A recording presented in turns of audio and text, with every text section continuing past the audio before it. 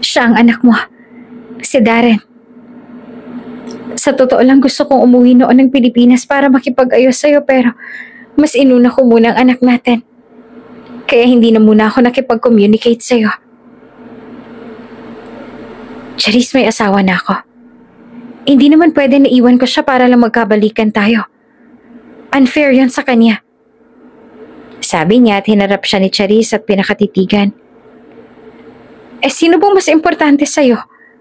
Ako o siya? Alam ko naman na mahal mo ko. Please, bumalik ka na sa akin, Benjamin. Bigyan mo muna ako ng ilang araw para makapag-isip, Charis. Hindi pwedeng basta-basta lang ako magdedesisyon. Naiintindihan kita, Bench. Sige. Kung bago ka pa lang sa channel na ito, Ate Jane TV, huwag kalimutang pindutin ang notification bell and subscribe button. Sana po hindi naman malaking abala sa inyo ang pagpindot ng subscribe button dahil ang kapalit po nito ay ang pagsuporta para makapag-produce ng mga libreng stories sa mga channels ni Ate Jane. Maraming salamat!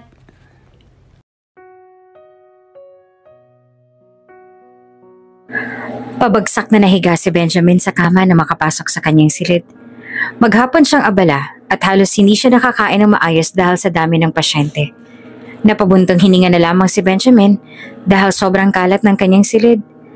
Last week lang niya nabili ang malaking bahay na ibinenta ng isang kakilala. Naghahanap pa siya ng katulong. Minsan, puro canned goods na lang ang ulam ni Benjamin o di naman kaya ay take out sa restaurant. Baka mas mauna pa siyang mamatay kaysa sa mga pasyente niya. Ang hirap naman kasi maghanap ng mapagkakatiwalaang kasambahay ngayon. 4:00 na ng hapon nang magising siya. Saktong tumatawag ang kanyang inang si Criselda. Sinagot naman niya ng binata. Ma'am, bakit napatawag kayo? Nayayamot na tanong ni Benjamin. Anak, may good news ako sa'yo. Natatandaan mo ba yung nag-donate sa akin ng kidney? Gusto ko silang tulungan. Kaya inirerekomenda ko ang dalagang anak ni Rosana na maging katulong mo. Pwede ba yun, anak? Tanong ni Rosana. Well, maganda na yon. Hindi na mahihirapan si Benjamin na maghanap ng magiging katulong. At least iyon, kilala na ng kanyang ina. Okay, Mom. Papuntahin mo na lang siya dito sa bahay para makausap ko. Tugon naman ni Benjamin. Bumangon na siya ng kama at naghanda na ng pagkain. Mamaya ay shift naman na niya. Kailan ko naman siya papupuntahin riyan? Tanong pa ni Criselda. Bukas, mga 6:00 ng hapon. Mag-out kasi ako bukas ng mga 12:30. Sabi niya. Kaagad naman na sumang-ayon ang kanyang ina.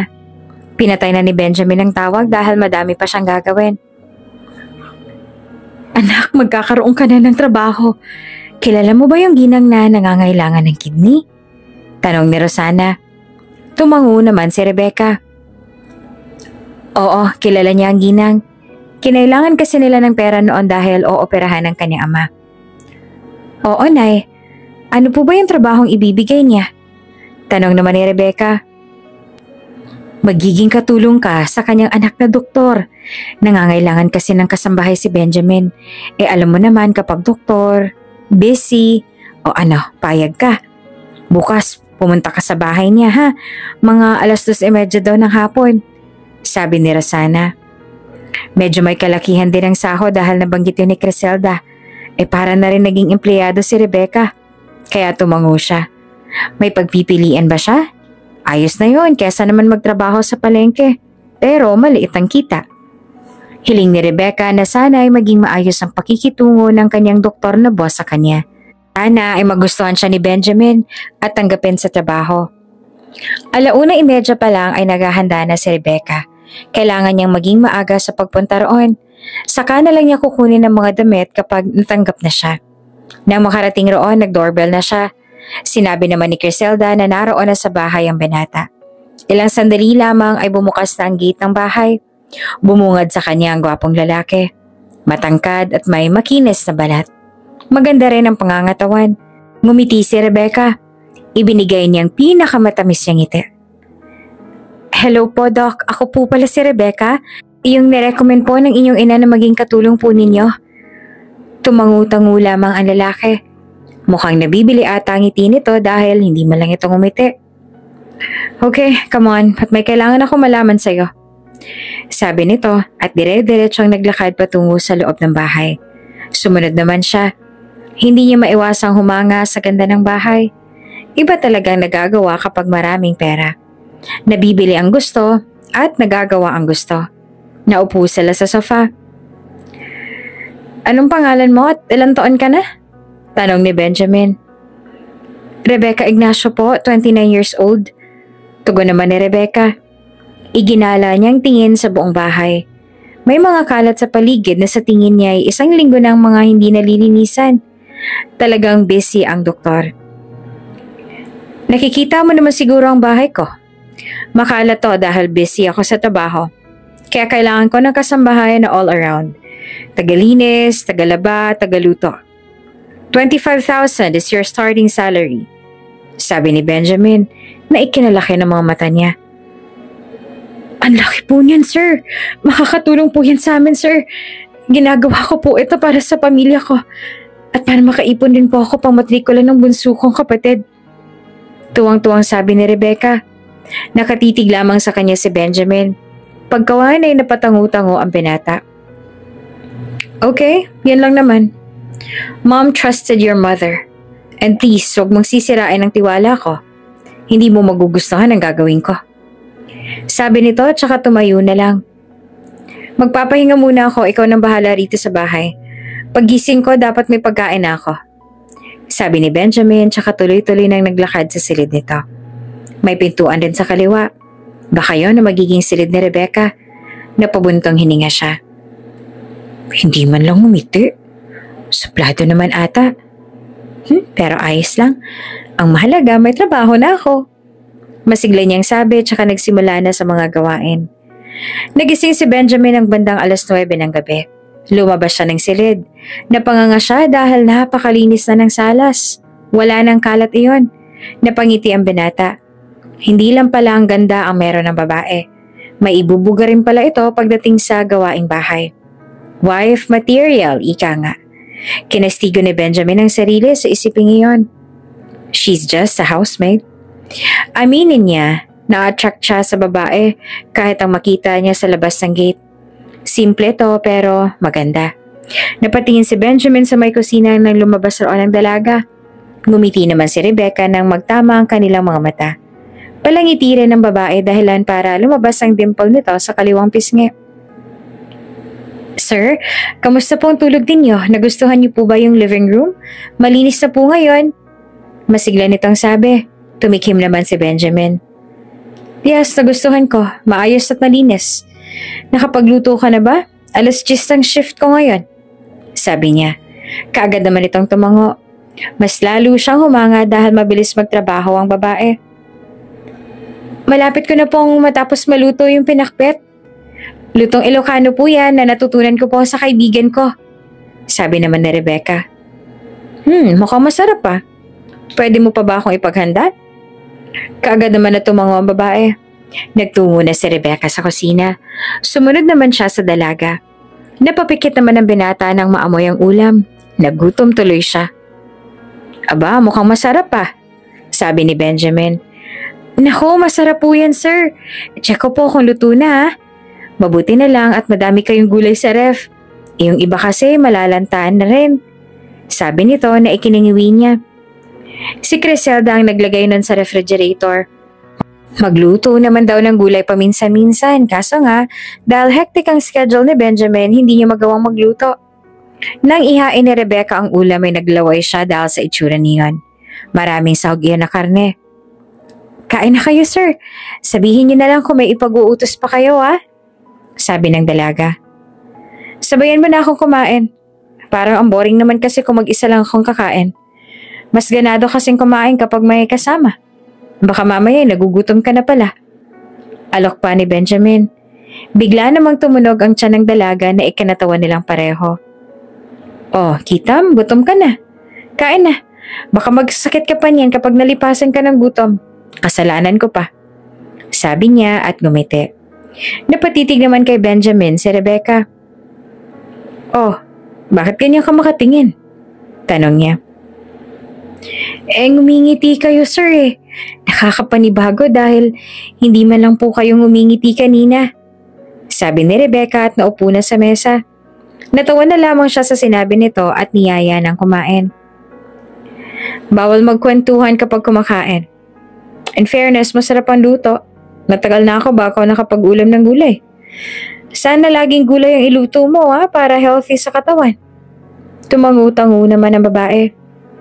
Ay sige po sir, ipagluluto ko pa kayo lagi ng gulay. Nakisuyo na lamang si Rebecca sa kanyang kapatid na ihatid ang kanyang mga gamit. 10:00 ay kasalukuyang naglilinis ng silid ni Benjamin si Rebecca. Hanggang sa may makita siyang litrato ng isang babae. Girlfriend kaya to ni sir? Hindi niya pigilan na natanong sa sarili. She was my girlfriend. Sabi naman ng baritonong boses sa kanyang likuran na walang iba kundi si Benjamin. Napalingon si Rebecca at nakitang pulang-pula ang mukha ng doktor. Okay ka lang ba sir? May sakit ka ba? Sabi niya. Nahiga naman sa kama si Benjamin at ipinikit ang mga mata. Nilalagnat ako. Bukas magiging maayos rin ako. Kailangan ko lang tong ipahinga. Baka fatigue. Tapos hindi pa masustansyang pagkain ng kinakain ko nitong mga nakaraang buwan kaya eto, nagkasakit. Nag-alala si Rebecca. Ay ipagluluto ko kita ng sopa sir para magkalaman naman ang tiyan mo at makapag-take ka agad ng gamot. Sabi niya at ibinaba ang litrato sa mesa. Bago pa man siya makaalis ay nagsalita ang lalaki. Hindi ko akalain na magagawa sa akin ni Charis na iwan ako at ipagpalit ang trabaho sa ibang bansa. Okay naman ang sahod ko bilang doktor. Hindi pa ba yun sapat sa kanya? Malungkot na sabi ni Benjamin. Hindi tuloy maiwasan na maawa ni Rebecca sa boss. Mukhang minahal talaga ito ni Charis. Hayaan niyo na sir. May babae ring darating din na para sa'yo. At mamahalin ka kagaya ng pagmamahal mo kay Charis. Sagot na lang niya. Hindi na nagsasalita pa si Benjamin. Mukhang nakatulog na. Si Rebecca naman ay nagpunta na sa kusina para ipagluto ang binata. Nang matapos ay dinala niya na ang sopas kasama ng gamot at ng tubig sa kwarto ng boss. Inilagay ni Rebecca iyon sa mesa. Lumapit sa lalaki at ginising ito. Sir, kain na muna kayo para makainom po kayo ng gamot. Sabi niya. Napadaing naman ang binata at nagbulat ng mga mata. Bumangon si Benjamin. Tinulungan niya makasandal sa headboard ng kama ang binatang doktor. Kinuha niya ang sopas at siya nang nagpakain sa lalaki. Dagdag sahod to sir wala sa usapan natin na alagaan ka. Biro pa niya. Tiningnan lamang siya ni Benjamin. Huwag ka mag-alala, dadagdagan ko. Seryoso nitong sabi at natawa na lamang si Rebecca.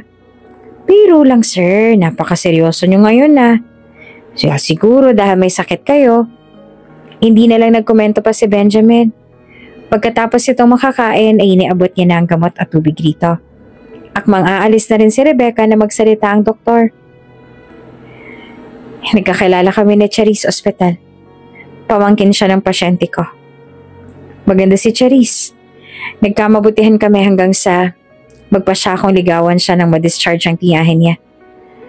Naging kami ng ilang taon. Hanggang sa inalok siya ng pinsan niya sa Italy ng magandang trabaho at sahod kaya yun. Iniwan niya ako. Sinabi ko na handa ako siyang hintayin pero hindi siya pumayag. Nakipaghiwalay siya sa akin para wala daw distraction. Pagkwento ni Benjamin, napatangu-tangu na lamang si Rebecca.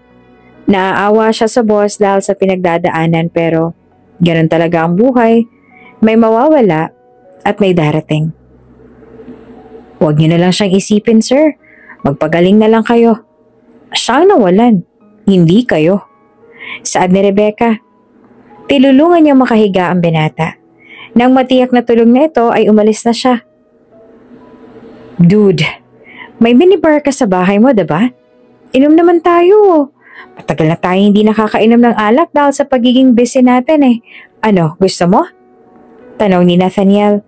Kasalukuyan silang nasa kantina mga sandaling yon at nagmemerienda. Maaga ang out nila mga 5 p.m. Well, napag-isip-isip ni Benjamin na kailangan na nga talaga niya ng alak. Sure bro, sabay na lang tayong pumunta sa bahay mamaya. Need ko na nga talaga ng alak dahil pakiramdam ko stress na ako nitong mga nakaraang araw. Tugon niya naman. Pagkatapos magmerienda ni Nathaniel at Benjamin, sabay na silang bumalik sa ospital. Pagkatapos ng shift nila, sakay ng kani-kanilang sasakyan, nagpunta na sila sa bahay ni Benjamin. Ang ganda talaga ng bahay mo, Ben. May katulong ka na? Tanong ni Nathaniel na makapasok sila sa loob. Magsasalita na sana si Benjamin nang lumabas naman si Rebecca ng silid nito. Nagtama ang kanilang mga mata. Bagong ligo ang dalaga. Maganda ang babae kahit simple lang. Bumulong naman si Nathaniel. Siya bang katulong mo? Wow, ang ganda naman ang bago mong katulong, Ben. Masarap ikaman yan. Pabirong sabi pa ni Nathaniel. Siniko naman ni Benjamin ang kaibigan sa tiyan dahilan para mapahiyaw ito sa sakit. Malakas kasi ang pagkakasiko niya. Hindi niya gusto ang tabas ng dila ng kaibigan. Kahit hindi man narinig yun ng dalaga, kabastusan pa rin yun. Huwag mong kakantiin yan, ako makakalaban mo, Nathaniel. Galit na sabi ni Benjamin. Ito naman, biro lang naman eh. Good afternoon po. Gusto niyo po bang ipaghanda ko kayo ng merienda? Tanong ng dalaga. Ngumiti naman si Benjamin at tumango. Sige. Salamat, Rebecca. Pakidala na lang sa minibar mamaya. Sabi niya. Tumango naman ang dalaga at tumalikod na patungo sa kusina. Sila naman ni Nathaniel ay nagpunta na sa silid niya kung saan nag-uugnay roon ang minibar ni Benjamin. Nakakapagod ang trabaho natin, ano? Kung hindi lang malaking kita, naku, umalis na ako. Pagmamaktol ni Nathaniel. Yun ang propesyon na pinili natin. Ang magligtas ng buhay. Sabi naman ni Benjamin habang naghahanap ng alak sa kanyang wine shelves. Mahilig talaga si Benjamin sa wine. Mas sumasarap ang wine kapag tumatagal. Nakita niya ang isang wine na paborito niya. Matapang nga lang iyon. Malakas pa kaya ang tolerance niya sa alak lalo't matagal na siyang hindi nakakainom? Kinuha ni Benjamin iyon at binuksan.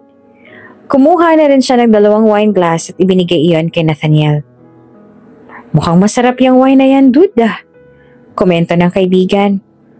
Ito, oo, paborito ko to. Medyo matapang nga lang, baka mamaya hindi ka na makauwi. Sabi pa niya.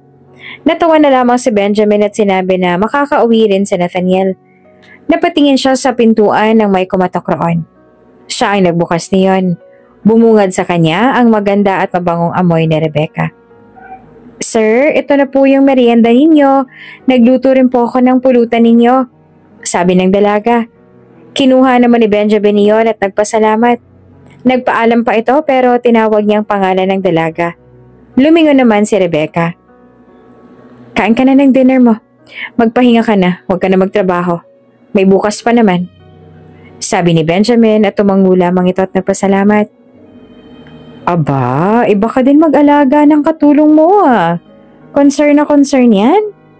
Tanong ni Nathaniel na may ngisi sa mga labi. Ikaw talaga ang dami mo napapansin. Siyempre nasa puder ko siya. Halika na nga, uminom na lang tayo. Anyaya na lang ni Benjamin. Alam mo yun, dude. Napakasakit na ginawa sa akin ni Charisse. Minahal ko siya ng lubos. Ibinigay ko lahat ng gusto niya. Willing ko naman siyang pakasalan. Pero umalis siya ng bansa dahil lang sa pangarap niya. Sobrang sakit nun, dude. Lalo na nung tinanggihan niya yung proposal ko. Ano pa bang wala sa akin? Puno ng hinanakit niyang sabi at uminom ulit ng alak. Si Charisse ang dahilan kung bakit ginawa niyang makakaya niya para mapagaling ang tita ng dating kasintahan. Naging inspirasyon niya si Charisse. Sobrang minahal niya ang babae. Nagpropose si Benjamin sa dalaga pero tumanggi ito.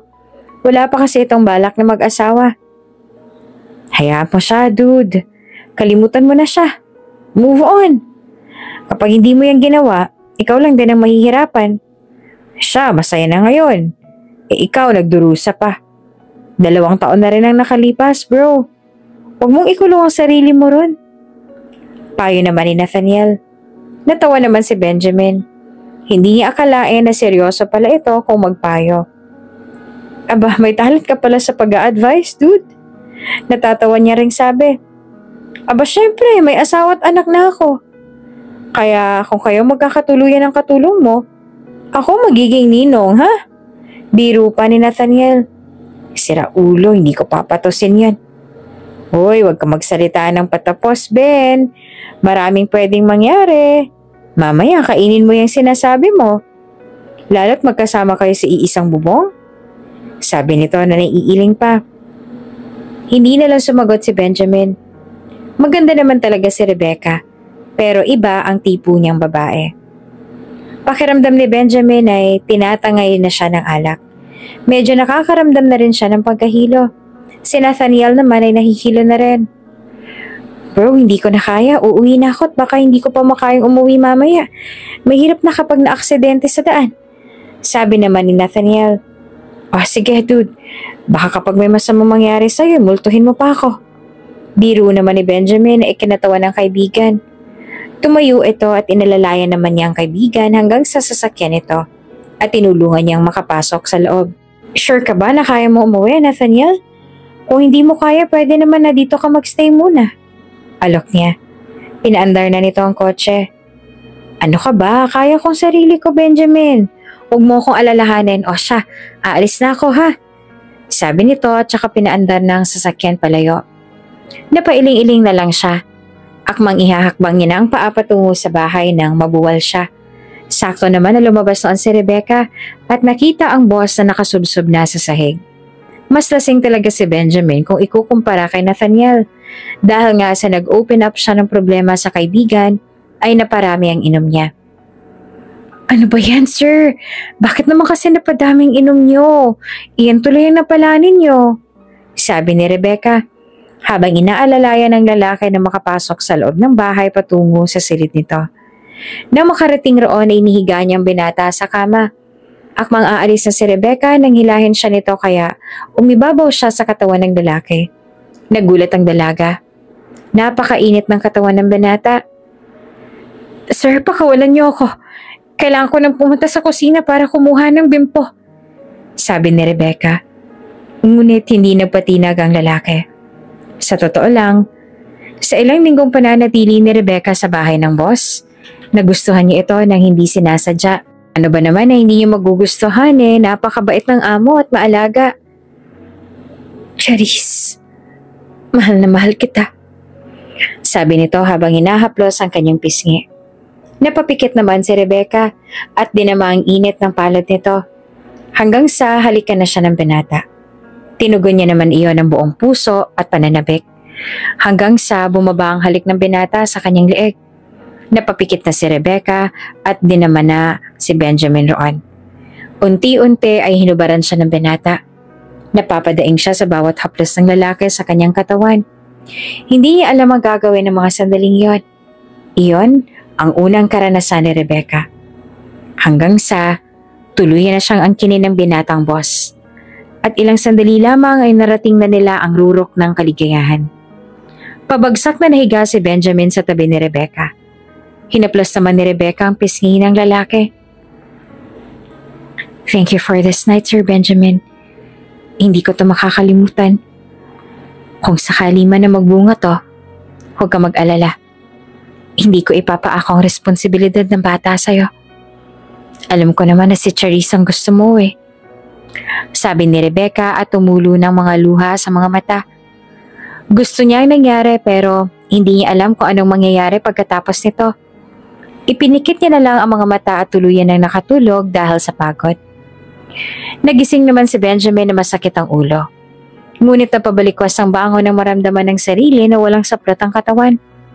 Napatingin ang binata sa katabi at nanlaki ang mga mata na makita si Rebecca na mahimbing na natutulog.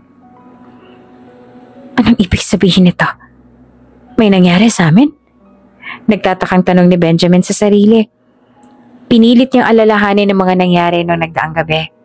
Medyo malabo sa isip pero naaalala niya na may nangyari nga sa kanila ni Rebecca. Ano ba tong gusto na pinasukan mo, Benjamin? Naiinis niyang sabi at napasabunot sa kanyang buhok. Nagmulat naman ang mga mata si Rebecca. Nag-iwas siya ng tingin. Nahihiya naman ang binatang doktor dahil kinuha niya ang kainosentehan ng dalaga. May nakita siyang pulang marka sa bedsheet kanina.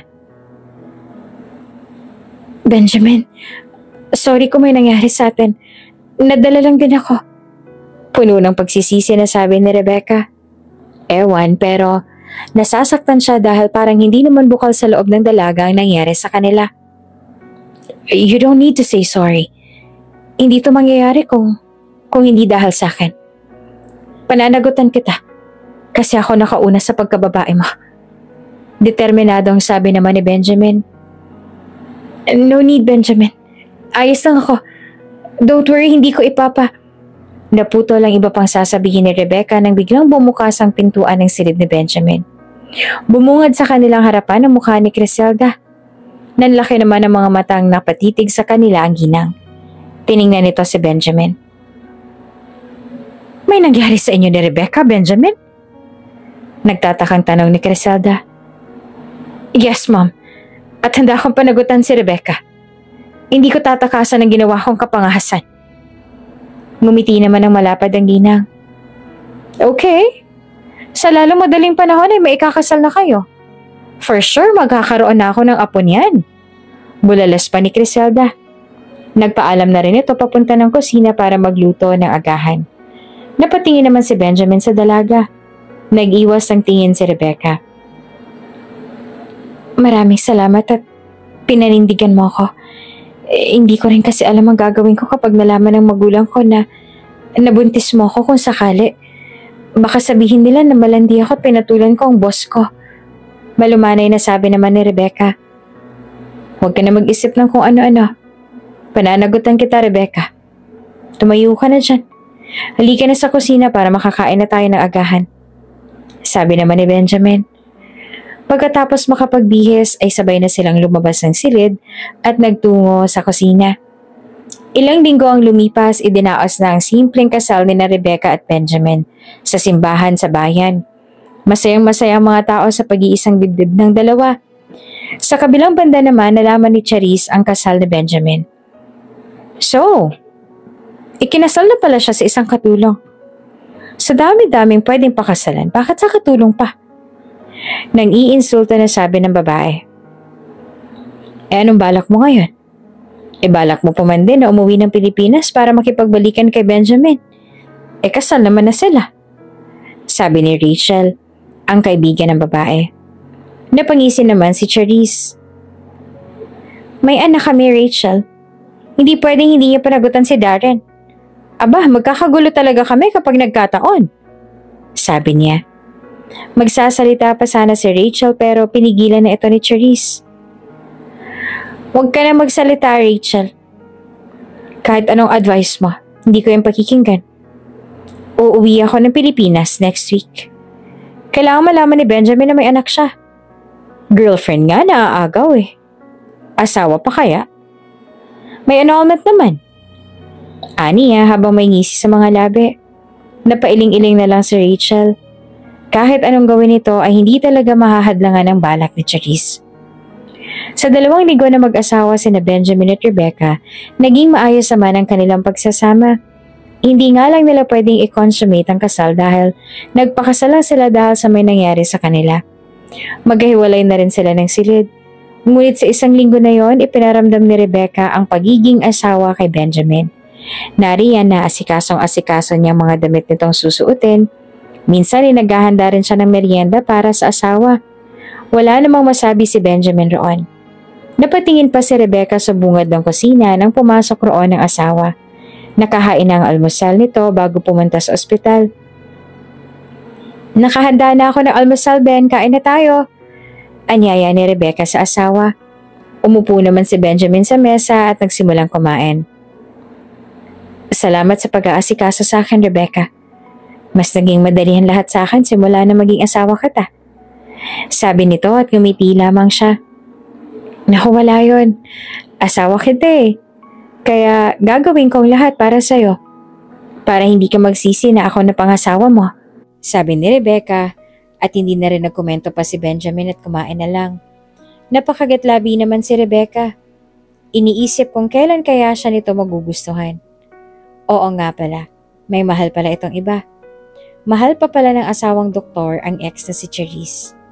Pero maghihintay si Rebecca hanggang sa matutunan na siyang mahalin ni Benjamin. Oh, bakit nakabusangot ka dyan, Benjamin? Tanong ni Nathaniel sa kaibigan. Napabuntong hininga naman siya. Iniisip ko lang. Parang ang unfair lang dahil asawa ko na si Rebecca. Pero mahal ko pa rin si Charisse. Wala ako masabi kay Rebecca. Hands-on talaga siya sa pagiging asawa. Pero hindi ko pa rin siya magustuhan eh. Malungkot na sabi ni Benjamin. Paano naman kasi nagpakasal ka lang naman sa kanya dahil sa may nangyayari sa inyo? At hindi naman dahil sa may gusto ka sa kanya. Talagang mahirap yan. Pero at least 'di ba may naging katuwang ka na sa mga bagay-bagay? Sabi naman ni Nathaniel. Napabuntong hininga na lang si Benjamin at muling itinuloy ang pagkain. Darating din siguro ang pagkakataon na matututunan ko siyang mahalin. Pero hindi pa sa ngayon. Sabi niya. Napakunot naman ng noo si Benjamin dahil may tiningnan si Nathaniel sa kanyang likuran. Ininguso iyon ng kaibigan. Lumingon ang doktor at gano'n na lang ang gulat niya nang makita si Charisse. Anong ginagawa ng babae roon? Napatayo si Benjamin. Patakbong lumapit sa kanya ang babae at niyakap siya ng mahigpit. I miss you, Benjamin. Kamusta ka na? Balita ko kinasal ka na. Bakit ka naman nagpakasal agad? Malungkot na sabi ng babae. Syempre, in love siya. Kaya siya nagpakasal, Charisse. Sagot naman ni Nathaniel. No, ako pa rin ang mahal ni Benjamin. At hindi ang babaeng asawa niya ngayon. Matigas nitong sabi. Napatingin na rin ang ibang naroon sa kantin kay Charisse. Charisse, madami nakakarinig sa'yo. Konting hiya naman sana. Matigas niyang sabi. Ayaw niya na sisiraan sa ibang tao si Rebecca. Kahit pa sabihin man na hindi niya mahal ang babae, asawa pa rin niya si Rebecca. At may respeto siya rito. Nagbaba ito ng tingin at humingi ng tawad. Sorry. Nga pala may ipapakilala ako sa'yo. Halika. Nasa kotse siya kasama ng nanay niya. Sigaw ni Charisse kahit na may mga nakakarinig ay wala itong pakialam. Napailing-iling na lang si Nathaniel. Nagtataka kung paanong minahal iyon ni Benjamin ang pangit ng ugali. Well, baka nagbago naman ang ugali nang pumunta sa Italy. Sumama si Benjamin kay Charisse. Nang makarating sa sasakyan ng dating kasintahan, may lumabas na babae buhat-buhat ang 2 taong gulang na bata. Siya ang anak mo, Benjamin. Siya si Darren. Nagbungang isang gabi na may nangyari sa atin bago ako umalis patungo sa Italy. Dinala ko siya ng 9 na buwan sa aking sinapupunan. Sabi ni Charisse.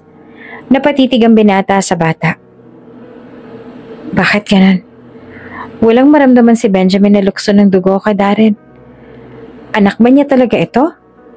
O sadyang ganon lang ang nararamdaman niya dahil ngayon lang niya ito nakita? Nilapitan siya ni Charisse at niyakap. Patawarin mo ako sa nagawa kong kasalanan sa iyo. Sa totoo lang, Ben, gusto ko nang umuwi ng Pilipinas noon para makipag-ayos sa iyo pero mas inuna ko muna ang anak natin. Kaya nahiya na ako makipag-communicate sa iyo. Ani ni Charisse habang umiiyak. Hindi naman alam ni Benjamin ang gagawin noon. Oo, mahal niya pa si Charisse pero may asawa na siya. Alam nga naman na iwan niya ang asawa dahil lang kay Charisse. Paano ba yon? Ang nararamdaman niya? O ang responsibilidad niya? May asawa na ako, Charisse. Hindi pwede na iwan ko siya para lang magkabalikan tayo. Unfair naman yun sa kanya. Sabi niya. Hinarap siya ni Charisse at pinakatitigan. Sino bang mas importante sa'yo? Ako o siya? Alam ko naman na mahal mo ako eh. Kaya please, bumalik ka na sa akin. Benjamin, nagmamakaawa nitong sabi. Malalim siyang napabuntong hininga. Narito naman si Benjamin sa mga nangyayari. Bigyan mo muna ako ng ilang araw para makapag-isip. Hindi pwedeng magdesisyon ako basta-basta, Charisse. Sagot ng doktor at tumango naman si Charisse. Naiintindihan kita, Ben. Pero pwede ba tayo mamasyal mamaya? Pagka-out mo, gusto ka naming makasama ng anak mo. Masuyong tanong naman ni Charisse. Napangiti si Benjamin sa bata. Ngayon lang niya makakasama ang anak. Sasabihin na lang niya mamaya sa asawa ang ginawa. Alam niyang maiintindihan naman ito ang ginawa niya. Pumayag si Benjamin. Niyakap siya ng mahigpit ng dating kasintahan. Aalis na ako. Magkita na lang tayo mamaya, Charis. Sabi niya tsaka tumalikod na. Si Charis naman ay nakatanaw sa dating kasintahan at napangiti. Gagawin ko ang lahat. Mapasakin ka lang ulit, Bench. Ako ang huli mong pakakasalan. Mariin niyang banggit sa sarili. Ang yaya naman ng bata na naroon ay hindi maiwasang kilabutan sa sinabing iyon ng babae. Ngunit hindi na lang nito iyon pinansin. Ang pagtutuunan na lang niya ng pansin ay ang alaga. Pagka-out nga ni Benjamin ay namasyal sila ni Charis kasama si Darren. Kumain sila sa labas. At hindi alam ni Benjamin pero hindi siya masaya ng mga sandaling yon. Pero naisip niya na baka naninibago lang siya sa presensya ng babae.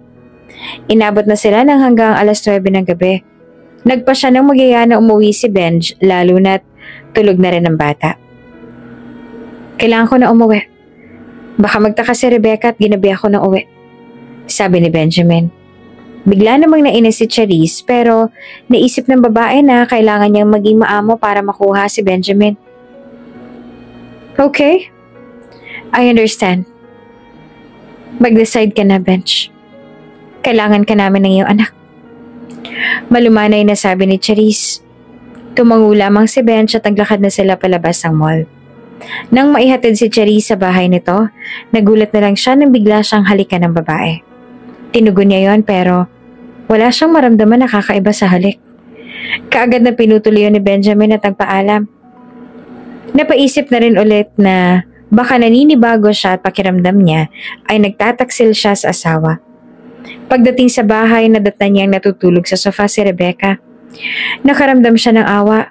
Marahil ay hinihintay ni Benjamin ang asawa. Binuhat niya si Rebecca patungo sa silid nito. Hindi ko alam kung anong desisyon ang gagawin ko. Nalilito ako, Rebecca. Sambit niya at saka lumabas na ng silid. Nang makarating sa sariling silid, nagulat na lang siya nang may nakahanda ng damit niya. Wala siyang masabi kay Rebecca. Matapos magbihis ay nahiga siya sa kama. Oo, namiss niya si Charis. Gusto niyang malaman ang sagot kapag nakipagbalikan siya rito. Napapikit siya. I'm sorry, Rebecca. But I need to do this. Mahal ko pa rin si Charis. At gusto ko siyang makasama. Sabi ni Benjamin. Nagising si Rebecca na nasa silid na siya. Nang pangiti siya na maisip ang asawa. Ito marahil ang nagdala sa kanya roon. Bumangon siya at nagpunta sa kusina at saka nagluto ng agahan. Pumasok si Benjamin. Good morning. Bakit ginabi ka ng uwi? Nag-OT ka ba? Tanong ni Rebecca. Tanda niya kasi ay alas 6 ang out ng asawa. Upo si Benjamin sa mesa at huminga ng malalim si Benjamin. Bumalik si Charis, Rebecca. Mahal ko pa rin siya. Gusto ko magkaayos kami. Lalo na't may anak kami. Sabi pa ni Benjamin. Napakagatlabi naman si Rebecca at sinikap na mailipat ang pritong hotdog at tosino sa plato dahil nanginginig iyon. Dinala niya iyon sa mesa. So, makikipaghiwalay ka na? Annulment ba to? Tanong niya. Parang pinisil naman ang puso ng babae nang tumango si Benjamin. Ilalakad ko ang annulment papers natin as soon as possible. Don't worry. Kapag nagbunga man ang nangyari sa atin, susustentuhan kita, Rebecca. Pasensya na pero si Charis talaga ang mahal ko. At alam mo naman yun, diba? Tanong ng asawa. Tumangu-tangu na lamang siya. Oo, alam ko. Kung yan ang desisyon mo ay wala na akong magagawa. Ipaliwanag na lang natin kay mama ang balak natin. Tugon ni Rebecca na ang tinutukoy ay ang binan niyang babae. Tumangu lamang si Benjamin at nagsimula ng kumain. Kahit wala siyang ganang kumain, sinubukan pa rin niya. Sobrang nasasaktan si Rebecca dahil sa sandaling panahon ay natutunan niya ng mahalin ang asawa. Pero mapagbiro talaga ang tadhana. Dahil kahit anong gawin niyang pagsisikap bilang isang asawa, hindi pa rin niya mapapalitan sa puso ni Benjamin si Charisse. Patawad, Rebecca. Sana naiintindihan mo ako. Paghingi ng paumanhin ni Benjamin, tumango lamang siya. Ayos lang, ano ka ba? Ikinasal lang naman tayo dahil may nangyari sa atin eh. Kaya ayos lang ako. Huwag mo ko alalahanin. Tugon ni Rebecca sabay ngiti. Pero sa loob-loob ay dinudurog ang puso niya. Kasalukuyan na naglalagay ng mga damit si Rebecca sa kanyang duffel bag. Habang ginagawa iyon ay hindi niya napigilan ng sarili na maluha. Sobrang nasasaktan siya. Akala ng babae magiging maayos na ang lahat pero dumating si Charisse. Hindi ba naisip ni Benjamin lahat ng sakripisyo ko sa kanya? Yung mga nagawa ko sa kanya? Ani ni Rebecca habang umiiyak. Rebecca, anak, hindi mo kailangan gawin yan. Kakausapin ko si Benjamin. Hindi pwede na yung Charisse na yun ang sumira sa pagiging mag-asawa ninyo.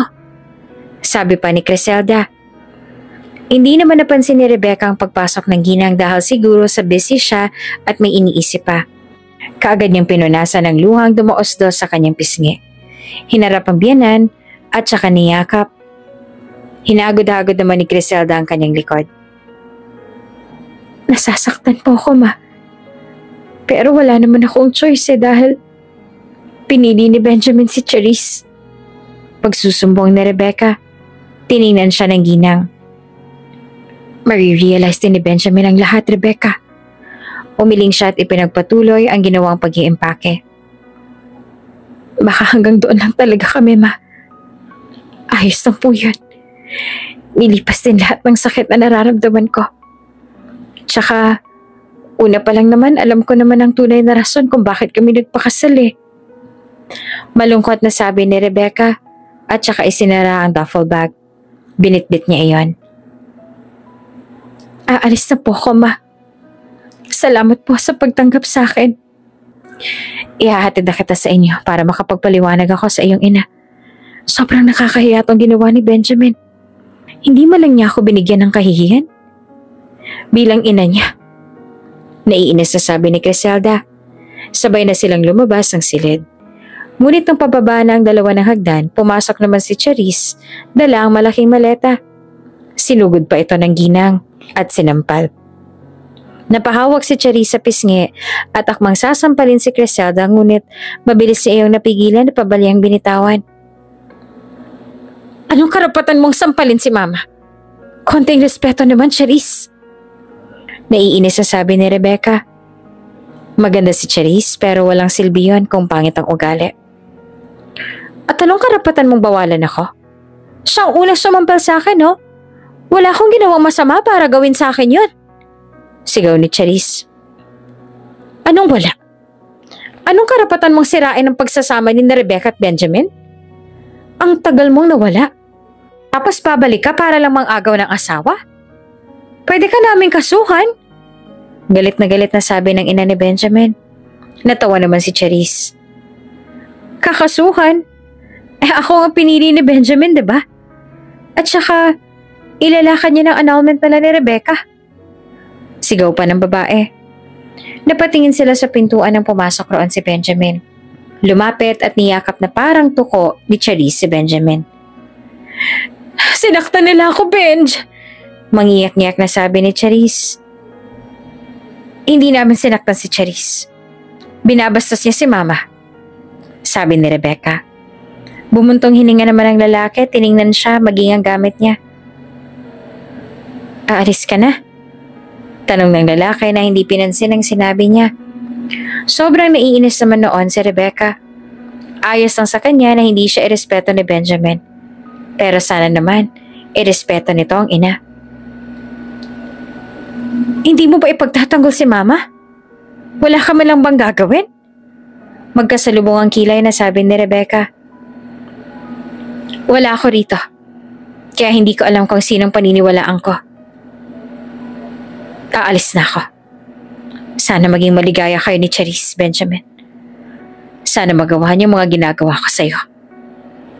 Paalam ni Rebecca, tsaka naglakad paalis. Ang ina naman ni Benjamin ay binulungan ng anak. Pagsisisihan mo tong naging desisyon mo. Iyang pagpili mo sa babaeng yan. Galit na tura ni Criselda at sinundan si Rebecca. Anak, anong ginagawa mo rito? Manghang tanong ni Rosana sabay tingin sa bitbit ng anak. Anong ginagawa po ninyo rito? Nag-away po bang mag-asawa kaya narito si Rebecca? Tanong ni Rosana kay Criselda. Magkaibigan na rin kasi ang dalawa. Nakipagbalikan si Benjamin sa dating kasintahan. May anak kasi sila, Nay. Sagot naman ni Rebecca. Malakas ang pakiramdam ko na hindi anak ni Benjamin ang bata. Wala akong maramdaman na lukso ng dugo. Kung kinakailangan na pa DNA test ang bata, gagawin ko. Matigas na sabi ni Criselda. Saka na lang po natin pagplanuhan yan kapag ayos na po ang lahat. Pagod na po ako at gusto ko na pong magpahinga. Tugon ni Rebecca at saka tumayo na at nagtungo sa silid. Nagkatinginan na magbalae. Hayaan mo na muna siya. Nasaktan siya sa nangyari. Tayo na lang ang gumawa ng paraan para mabulgar ang sikreto ni Cherise. May paninindigan na sabi ni Criselda. Dahil may naipon naman si Rebecca mula sa pagtatrabaho kay Benjamin, idagdag pa ang dati niyang ipon noong nagtatrabaho siya sa bayan, nagtayo siya ng mini grocery store sa bayan at bigasan. Ayos na yon panimula. Naging maganda ang daloy ng negosyo lalo't nagtutulungan ng kanyang mga kamag-anak na i-market iyon. Isang araw ay may naging customer siya. May discount ba kung kukuha ako ng madamihan? Tanong ng lalaki. Tumango naman si Rebecca. Yes sir, may discount po. Ilang bulto po bang kukunin ninyo? Every week ako kukuha rito dahil kailangan ko yon para sa mga trabahador ko. Libre kasi ang pagkain nila. Magiliw nitong sabi. Naku, maraming salamat po sir. Malaking tulong po yan sa negosyo ko. Wika naman ni Rebecca. Napatitig ang binata sa dalaga. Hindi niya akalain na napakaganda nito kahit simple lang. Actually, napadaan lang siya doon nung isang araw at nakita ang dalaga. Nagka-crush siya rito. Balak din niyang i-recommend ang negosyo ng babae sa kapwa niya, asyendero. Gusto niyang tulungan ang dalaga. Nakikita niya kasi rito ang determinasyon na mapalago ang negosyo. May mga pinsan akong hasyendero, i-recommend ko ang tindahan mo para sa kanila. Sabi niya pa. Muli naman nagpasalamat si Rebecca sa binata. Nang mailagay ng pinsan ni Rebecca ang 10 sako sa mini truck ng binata, ay umalis na ang mga ito. Feeling ko ate may gusto siya sa'yo, sabi ni Ian, ang kanyang pinsan. Napasimangot naman si Rebecca. Naku Ian, kung ano-anong naiisip mo. Ngayon lang kami nagkita, no? Magkakagusto agad siya sa akin. Natatawang sabi ng dalaga. Ate, lalaki ako. At makikita ko yun sa mga mata ng isang lalaki. Tsaka madalas ko siyang makita na dumadaan dito at pinagmamasdan ka. Sabi pa ni Ian. Hindi na lang niya pinansin ng pinsan at pumasok na sa loob ng tindahan. Tinupad nga ng binata ang sinabi na i-recommend ang kanyang tindahan sa mga asyendero na kagaya nito. Labis-labis ang pasasalamat ni Rebecca sa binata na nagngangalang Alfred. Ang laki nang naitulong mo sa akin, Alfred. Lumakas ang tindahan ko. Gumanda ang income. Sabi ni Rebecca. Makikita sa mukha ni Rebecca ang saya. Pinakatitigan siya ni Alfred. Paano ba naman kasi dumarami rin ang mga nag-grocery sa store kaya kailangan niyo pang magdagdag ng paninda. Baka soon palaki na ni Rebecca iyon. Gusto ko makatulong sa'yo kahit sa simpleng paraan lang, Becca. Nakikita ko kasi yung determinasyon mo na mapalagong negosyo mo. Wika ni Alfred. Ngumiti naman si Rebecca at nagpasalamat sa binata. Pag uwi ng bahay sa labas pa lang ay amoy niya na ang adobo. Paborito niya yon. Pero bakit masangsang ang amoy niyon sa kanya? Kaagad siyang dumiretso sa lababo at doon ay nagduduwal. Nag-aalalang nilapitan siya ng kanyang ina. Anak, ayos ka lang? May sakit ka ba? Baka kailangan mo munang magpahinga. Baka dala lang ng pagod kaya may nararamdaman ka. Puno ng pag-aalala na sabi ng ina ni Rebecca. Umiling siya. Para namang alam na ni Rebecca ang nangyayari. Nitong mga nakaraang araw kasi ay iba ang nararamdaman niya. Nanlaki ang kanyang mga mata nang may maalala. 1 linggo na siyang delayed. At hindi lang yon na pagtuunan ng pansin ni Rebecca dahil sa pagiging busy. Nay, 1 week na ako delayed. Tingin ko buntis po ako, Nay. Masayang sabi naman ni Rebecca. Ngumiti lamang ang ginang. Hindi mo ba sasabihin kay Benjamin na buntis ka, anak? Tanong nito at natawa naman siya. Para saan po? Kaya ko naman buhayin ang anak ko. Hindi ko siya kailangan, Nay. Iniwan niya na ako kaya walang dahilan para malaman pa niyang pagbubuntis ko. Mariin na sabi ni Rebecca. Pero, sasabihin ko naman po sa mga nugang ko. Hindi naman yan pwedeng hindi malaman ni Criselda. Sa kabilang banda naman, masayang kumakain si Charisse habang nanonood ng telebisyon. 7:00 na yon ng gabi ngunit hindi pa siya nakakapagluto ng ulam. Kanin lang niluto niya sa rice cooker pa. Pakiramdam niya ay buhay prinsesa siya sa bahay ni Benjamin. Dahil ganoon naman talaga siya kung itrato noon ng lalaki. Pagdating ni Benjamin sa bahay, lumabas na ang doktor ng sasakyan pagkatapos maiparada iyon. Pumasok siya sa loob ng bahay. Nadatnan niya si Charisse na prending nakaupo sa sofa habang ang anak naman ay nasa sahig at naglalaro.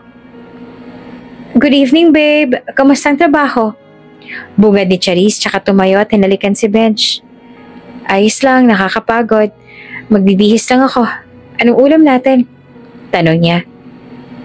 Delata? Yun lang yung meron dyan sa kusina eh. Tinatamad rin ako magluto ng ulam kasi lalo't busy ako sa pag-aalaga ng bata. What? Hindi ka nakapagluto ng ulam? Charisse naman. Pagod ako sa trabaho, dapat na lang nakapagluto ka ng gulay para may lakas ako. Lagi na lang delata ang ulam natin. O kung minsan ay take out sa restaurant. Naiinis ang sabi ni Benjamin. Benj! Ilang beses ko na bang sinabi sa'yo na kumuha ka ng katulong? Matigas na sabi naman ni Charisse. Napabuntong hininga naman si Benjamin. Sa totoo lang, lumaki ang bill nila. Lagi kasing babad sa TV at aircon si Charisse. Idagdag pa ang ibang mga pangangailangan nito. Ang mahal pa ng gatas ng anak nila. Ang dami ring ino-order ni Charisse online. Kapag lumalabas sila, butas ang kanyang bulsa dahil sa mga mamahaling restaurant sila kumakain. Ang daming gastusin, Charisse. Magastos ka, diba? Tapos gusto mo pang kumuha ng katulong? Gusto mo ba akong patayin? Naiinis na sabi ni Benjamin. Baka nakakalimutan mo, Benj, may anak tayo. Kahit hindi tayo kasal, may karapatan ako sa pera mo. Benj, mahirap ba na ibigay lahat ng pangangailangan natin? Sorry kung nahihirapan ka, ha? Pero huwag kang mag-alala. Susubukan ko na magtipid at i-budget lahat. Basta kumuha ka lang ng katulong. Pakiusap ni Charisse. Pag-iisipan ko muna, Charisse. Punta lang ako sa silid at magbibihis. Ani Benjamin at nagtungo na sa silid. Tinitimpilan talaga niyang sigawan ng babae. Inala niyang tingin sa buong silid. Iyon pa rin ang itsura ng silid na iniwan niya hanggang ngayon. Ganun pa rin. Ano na lang ang ginawa ni Charisse sa buong maghapon? Napaupo siya sa kama at nailamos ang palad sa mukha. Nasa-stress siya. Bigla namang sumagi sa isip niya si Rebecca. Magkaiba sila ni Charisse. Tumutulo ang luha niya. Nagsisisi siya dahil si Charisse ang pinili niya kesa kay Rebecca. Kamusta na kaya ang kanyang asawa? Actually, nasa kanya ng annulment papers pero hindi pa niya iyon na ipapasa lalo na ngayon na nakikita niya ng ugali ni Charisse. Ang tanong, may babalikan pa kaya siya kung sakaling balikan niya si Rebecca? Naging malapit naman si Rebecca at Alfred dahil sa laging pagtulong ng lalaki sa dalaga. At naging magkaibigan sila. Nasa isang restaurant silang dalawa at kumakain. Iyon ang unang pagkakataon na kakain si Rebecca sa isang class na restaurant. Nahihiya tuloy ako dahil dinala mo pa ako sa ganito. Ayos lang naman sa akin kahit simpleng restaurant lang eh. Sabi ni Rebecca. Ngumiti lang si Alfred. Ayos lang yun. Masaya ako na dinala kita sa ganito. Wala namang masabi si Rebecca kay Alfred kapag bumibisita ang binata sa kanila, may dala ito laging pagkain. Minsan, gusto nalang isipin ni Rebecca na may gusto ito sa kanya. Pero alam niyang magkaibigan lang sila. Hindi naman mahirap magustuhan si Alfred. Mabait ito at maginoo. Alam na rin ng binata na buntis siya at hiwalay sa asawa. Isinerve na ang pagkain sa kanila. Kamusta ng pagbubuntis mo? Hindi ka ba nahihirapan? Tanong ni Rebecca. Natawa pa si Rebecca. 1 buwan pa lang siyang buntis pero kung mag-alala si Alfred ay parang malapit na siyang manganak. Ayos lang naman. 1 buwan pa lang naman akong buntis, Alfred. Kung mag-alala ka parang manganganak na ako Ani ni Rebecca na natawa ng mahina. Pinakatitigan siya ng binata. Ganun ako mag-alala sa'yo, Rebecca. Ganon ka ka-importante sa akin. Hindi ko ipaparamdam sa'yo ang naging trato ng iyong ex-husband. Seryoso nitong sabi habang nakatitig sa kanyang mga mata. Napalunok naman si Rebecca. Hindi mo ikakaila na gwapo si Alfred. Salamat, Alfred Halika na, kain na tayo. Pag-anyaya niya. Kumain na silang dalawa. Napatingin si Rebecca sa may entrance na may pumasok na pamilyar na mukha. Walang iba kundi si Benjamin. Kasama nito si Charisse. Benjamin? Ani Rebecca at napalingon naman roon si Alfred. Nagkatitigan si Rebecca at Benjamin. Hanggang sa pati si Charisse ay tiningnan na rin siya. Ayaan mo na sila, Rebecca. Kain na lang tayo, sabi ni Alfred. Pero sa loob-loob ng binata ay nagsiselos ito. Nakita niya kung paanong tingnan ng babae ang dating asawa. Naroon pa rin ang pagmamahal. Pero nangako si Alfred na gagawin ang lahat para makuha ang puso ng dalaga. Nang matapos kumain at magbayad sina Alfred at Rebecca, nagpasya na silang umalis. Ngunit nang matapat sila sa mesa ng dalawa ay nagsalita si Charisse. Oh, here's the ex-wife. Insultong sabi ng babae. Huminga naman ng malalim si Rebecca dahil narinig iyon ng mga customer. Okay na maging ex-wife. Kesa naman manira ng samahan ng mag-asawa. Tugon naman ni Rebecca. Napangiti na lang si Alfred. Palaban din pala si Rebecca. Akmang tatayo na sana si Charisse para sugurin si Rebecca pero mabilis na iniharang ng binata ang sarili nito. Wala kaming balak na manggulo. Pero kung sasaktan mo si Rebecca, ako makakalaban mo. Tiningnan nito si Benjamin. Iyan palang babaeng pinalit mo kay Rebecca? Parang walang pinag-aralan na. Sabi ni Alfred at hinilang dalaga palabas ng restaurant. Si Benjamin naman ay walang nagawa ng mga sandaling iyon dahil totoo naman ang mga sinabi ng lalaki. Sa ipinakita ni Charisse, wala talaga itong pinag-aralan. Hindi mo malang ako pinagtanggol doon, Benj. Binastos na nga niya tayo, hindi ka malang nagsalita. May diin at galit na sabi ni Charisse. Tiningnan niya ang babae. Sino ba naman kasi nauna, di ba ikaw? Totoo naman ang sinabi niya. Ani ni Benj. Padabog na tumayo si Charisse at tumabas ng restaurant. Lumapit sa kanya ang manager. Sir, matagal na po namin kayong suki dito. Pero hindi namin nagustuhan ng sinabi ng babae. Kapag naulit pa po ang ginawa niya, I'm sorry. Pero ibaban po namin kayo dito sa restaurant. Sabi nito. Humingi naman ng pasensya si Benjamin at nangako na hindi na mauulit iyon. Lumabas na siya ng restaurant. Hindi nila kasama ang bata dahil nag-hire na siya ng katulong. Nasa daan na noon sina Alfred at Rebecca pauwi sa bahay ng dalaga. Ihahatid kasi siya ni Alfred. Maraming salamat sa pagtangkol sa akin kanina, Alfred Pasimple namang tiningnan ng binata si Rebecca. Ayos lang yun. Hindi mo naman deserve na tratuhin ka ng ganun Tama na ang sakit na ibinigay sa'yo ni Benjamin. Seryosong sabi ni Alfred. Nang makarating sa bahay ni Rebecca na bago naman makababa ang babae, nagsalita si Alfred. May sasabihin sana ako sa'yo, Rebecca. Ani ng binata. Tinanong ni Rebecca kung ano yun. Malalim na napabuntong hininga naman si Alfred. Kinakabahan sa magiging sagot ni Rebecca. Pwede ba kitang ligawan? Tanong ni Alfred. Wala siyang nakitang reaksyon dito. Pero ilang sandali lamang ay ngumiti ang babae at tumango. Halos malaglag naman ang puso ng binata dahil sa sobrang tuwa. Hinawakan nito ang kamay ni Rebecca. Salamat sa pagpahig na ligawan ka, Rebecca. Matagal ko na itong gustong gawin pero natatakot ako't nahihiya. Pero naisip ko na wala namang mangyayari kung hiyang paiiralin. Sabi ni Alfred. Mabait ka, Alfred. Ikaw ang dahilan kung bakit umasenso ang negosyo ko. At isa ka sa naging instrumento. At gusto ko na rin magmahal ulit. Ani Rebecca habang nakangiti. Bumaba na nga si Alfred at pinagbuksan na ng pintuan ng babae. Tsaka inihatid na sa bahay nito. Binati nito si Rosana. Tita, gusto ko pong ligawan si Rebecca at pumayag na po siya. Ngayon ay magpapaalam naman po sana ako sa inyo kung pwede ko po bang ligawan ng iyong dalaga? Tanong ni Alfred. Napatingin naman si Rosana kay Rebecca. Kung pumayag naman na pala si Rebecca, bakit hindi?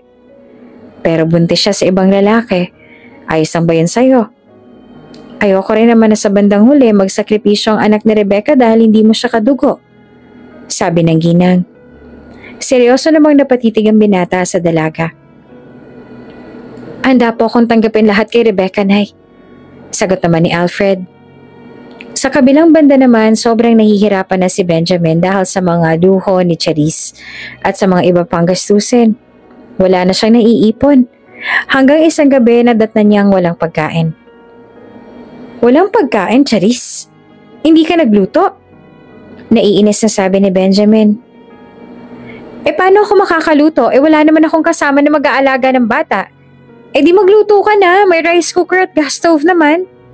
Minsan naman pagsilbihan mo naman ang sarili mo, wag na lang puro ako. Galit na sabi ni Charisse. Charisse, pagod ako sa trabaho. 2 buwan na ako nagtitiis pero sobrang nakakapagod na. Maghiwalay na tayo. Wala rin namang saysay na nandito ka sa bahay dahil hindi mo naman ako napagsisilbihan. Galit na sabi ni Benjamin. Nag-resign kasi ang katulong nila dahil sa ugali ni Charisse. At babalik ka kay Rebecca? Tatanggapin ka pa kaya nun? Ani nito na natatawa. Hindi niya na lang ito pinansin. Nagtungo si Benjamin sa silid ng babae at kinuha ang malaking maleta nito. Ilagay mo lahat ng damit mo at umalis ka na rito, Charisse. Kung inaalala mo yung bata, ako nang bahala sa kanya. Susustentuhan ko lang siya. May diin niyang sabi. Mukhang na-realize naman ni Charisse ang mga sinabi na hindi maganda. Sorry, Bench. Huwag mo naman ako itakwil. Pangako magbabago na ako. Mangiyak-ngiyak nitong sabi. Umiling siya. Kapag nag-aaway tayo, lagi mong sinasabi na magbabago ka. Pero walang nangyari. Umalis ka na. Mas gugustuhin ko pang tumirang mag-isa rito kaysa magkaroon ng kasamang babae na walang naitutulong sa akin. Seryosong sabi ni Benjamin. Kitang-kita sa mukha ni Charisse ang sakit. Nang hindi naman kumilos si Charisse, siya na ang kusang naglagay ng mga damit ng babae sa duffel bag. Niyakap siya ni Charisse. No, don't do this to me. Umiiyak nitong sabi. Umalis si Benjamin. Umalis ka na, Charisse. Samantala, ang ina naman ni Benjamin ay nakagawa na ng paraan para matuklasan ang lihim ni Charisse. Meron na siyang buhok at saliva ng bata. Kakonsyaba niya na ang katulong ni Benjamin para makuha iyon. Ngayon ay naroon si Criselda sa bahay ni Rebecca at kausap si Rosana. Nasa akin ang sample ni Darren. Ibibigay ko to sa anak ng amiga ko na may kaalaman sa DNA test. Malakas talaga ang kutob ko na hindi tunay na anak ni Benjamin ang bata. Kaso, kahit malaman na hindi anak ni Benjamin ang bata, malabo naman ang magkabalikan pang dalawa dahil may nanliligaw na kay Rebecca. Sabi naman ng ina ni Rebecca, tulungan mo ako na mag-aayos ang dalawa balae. Pakiusap ni Criselda ngunit umiling na pa si Rosana. Ay sa pagkakataong yan ay hindi na kita mapagbibigyan balae. Hindi ko na dapat pinapakialaman ang desisyon ng anak ko. Lalo na't mabait na bata rin si Alfred. Anak mo ang nagloko. Prangka nitong sabi. Nagbaba naman ang tingin ng ginang at humingi ng sorry. Hayaan mo na yon. Basta ang mahalaga, malaman ni Benjamin ang katotohanan. Nakangiting sabi ng ina Rosana. Tumayo ng ina ni Benjamin at nagpaalam na papunta sa laboratorio. Pagdating nito, kaagad na ibinigay sa doktor ang hawak na sample ng bata at kay Benjamin. Sabihin mo lang ang presyo at ibibigay ko sa'yo. Kailangan ko ng sagot sa mga tanong sa aking isipan. Ani ni Criselda. Makakaasa po kayo, tita, sabi ng binata ng doktor. Nagpaalam na ang ginang na aalis. Pagkapasok nito sa sasakyan, hiniling nito na sana totoo lahat ng haka-haka niya. Malakas ang kutob ni Criselda na hindi anak ni Benjamin ang bata. Dahil kung anak pa nito si Darren, di sana matagal na nagpakita si Charisse kay Benjamin. Day off ngayon ni Benjamin at ang balak niya ay puntahan si Rebecca sa pwesto nito. Isang linggo niya nang sinusundan ng dating asawa at madalas siyang makita ang lalaki. Naiinis siya at the same time ay nagsiselos dahil sa pagiging sweet ng dalawa. Ano bang dapat gawin ni Benjamin para makuha ulit ang loob ni Rebecca? Gagawin ko ang lahat para makuha ka ulit, Rebecca. Hindi pa tayo hiwalay. Dahil hindi ko pinasa ang annulment papers natin, sabi ni Benjamin. Permado kasi iyon ni Rebecca. Huminga siya ng malalim at lumabas ng sasakyan. Napatingin naman sa kanya ang dalawa na nag-uusap. Ngumiti siya kay Rebecca. Magandang tanghali. Pwede ba kitang makausap, Rebecca? Tanong ni Benjamin. Kumunat naman ang noon ni Rebecca. Anong ginagawa mo rito, Benjamin? Tanong ng babae. Gusto ko lang sabihin sa'yo na hindi pa tayo hiwalay. Hindi ko pa napasa yung annulment papers natin kaya mananatili pa rin tayo mag-asawa. Lakas loob niyang sabi. Iyon ang pinanghahawakan ni Benjamin sa kanilang dalawa ni Rebecca. Natawa naman si Alfred. Mag-asawa? Ikaw naman ang sumira nun. Tapos ngayon babalik ka na parang walang nangyari? Nang iinsulto na tugon naman ni Alfred. Natamaan siya noon. Totoo naman ang sinabi ni Alfred pero hindi siya magpapatalo sa lalaki. At least we're still married. Matigas niyang sabi. Still married? Pero may babaeng kinakasama? Sabi ni Alfred. Napiko na siya at akmang lalapitan at susuntokin si Alfred nang humarang sa Rebecca. Huwag kang magkakamaling saktan siya, Benjamin. Ikaw ang pumunta rito. Bakit hindi si Charisse ang puntahan mo? Bakit nandito ka? Hindi na makita ni Benjamin ang mga mapupungay na mata ni Rebecca na nakikita niya noong mag-asawa pa sila. Ang dating malambing nitong boses ay hindi niya na marinig. Ano pa bang aasahan niya? Naghiwalay na kami, Charisse. Hindi kami magkasundo. Burara siya sa bahay at hindi niya ako naaasikasong mabuti. Malungkot na sabi ni Benjamin. Puno ng pagsisisi ang mukha. Hindi ko nakasalanan yun, Benjamin. Pinili mo si Charisse, diba? Pwede ba yun na isuka mo na lang? Tapos kakainin mo ulit? Natatawa sabi ni Rebecca. Huminga siya ng malalim. Nakikita ni Benjamin sa mukha ang galit at puot ni Rebecca para sa kanya. At walang ibang dapat sisihin kundi siya. Hindi ako pumunta dito para makipag-away, Rebecca. Narito ako para kamustahin ka lang. Nakita ko na galit ka sa akin. Aalis na ako. At patawad sa mga nagawa kong mali sa'yo. Sabi niya at naglakad paalis at saka sumakay na ng sasakyan. Tinawagan ng kaibigan na si Nathaniel. Kailangan kita ngayon, Neil. Inom tayo. Libre ko. Aba, broken-hearted tayo para. Tanong naman ni Nathaniel, ngunit hindi siya natawa. Basta punta ka na lang sa bahay mamaya. Kailangan ko na makausap ngayon. Sobrang bigat ang dinadala ko ngayon. Nag-usap kami ni Rebecca. Ani ng doktor. Okay, pagka-out ko pupunta ako dyan. Mabuti na lang at mabait ang asawa ko at inaanak mo si Daniel. Kung hindi, malamang hindi ako payagan ng asawa ko. Natatawa naman itong sabi. Matapos magpasalamat ay pinasibad na ni Benjamin ang sasakyan habang tumutulo naman ang mga luha sa kanyang mga mata. Ngayon niya na-realize na mahal niya si Rebecca. Nasa huli talaga ang pagsisisi. Napaupo naman si Rebecca pagkatapos umalis ni Benjamin. Parang may pumipisil sa kanyang puso nang makita ang itsura ng dating asawa. Nasaktan si Benjamin sa mga sinabi niya. Aminin man niya o hindi, mahal pa rin niya ang lalaki. Hindi na lang siya nahiya na pumunta rito. Matapos sa mga ginawa niya sa'yo. May lakas pa talaga siya ng loob para magpakita sa'yo. Galit na sabi ni Alfred. Hayaan mo na, Fred. Wala namang masama sa ginawa niya. Kung hindi pa niya naipasa ang annulment papers namin, then we are still married, sabi ni Rebecca. Kita naman niya ang lungkot na gumuhit sa mukha ng binata. May bala ka pa bang balikan siya, Rebecca? Tanong nito. Napatingin siya sa binata. Maging si Rebecca ay hindi alam ang sasabihin. Nakita niya kasi sa mukha ni Benjamin ang labis sa pagsisisi sa mga ginawa nito sa kanya. Ang laki din ang ipinayat ng asawa dahil sa stress at konsumisyon. Huwag na lang natin siyang pag-usapan, Alfred. Please? Pakiusap ni Rebecca. Hindi naman sa ayaw niyang pag-usapan ng lalaki, ayaw niya lang sagutin ang tanong nito. Bumuntong hininga na lang si Alfred at inassist ng isang customer. Nagpaalam kasi ang pinsan niya na may pupuntahan at nagpresenta naman si Alfred na tulungan si Rebecca.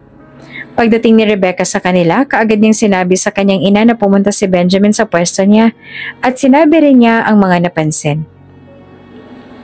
Paano hindi papayat? Stress kay Charisse. Panay daw yata gastos ang babae at walang natitira sa sahod. Komento ni Rosana. Kailangan niya nang i-voice out ang nararamdaman. We're still married, ma. Hindi pa niya na ipapasa ang annulment papers. At mahal ko pa rin siya. Hindi ko alam pero hindi ko magawang mahalin si Alfred eh. Yes, gusto ko siya. Pero yung pakiramdam na kumakabog ang malakas ng dibdib, kapag malapit o kausap ko siya, hindi yun nangyayari. Malungkot na sabi ni Rebecca. Alam niyang masasaktan si Alfred pero hindi niya pwedeng pilitin ang sarili na mahalin ito. Dahil mahal mo pa rin si Benjamin at may nag-uugnay sa inyo, iyang ipinagbubuntis mo. Alam mo ba na ipina-DNA test ng ina ni Benjamin ang anak ni Charisse? Hindi siya kumbinsido na anak ni Benjamin ang bata.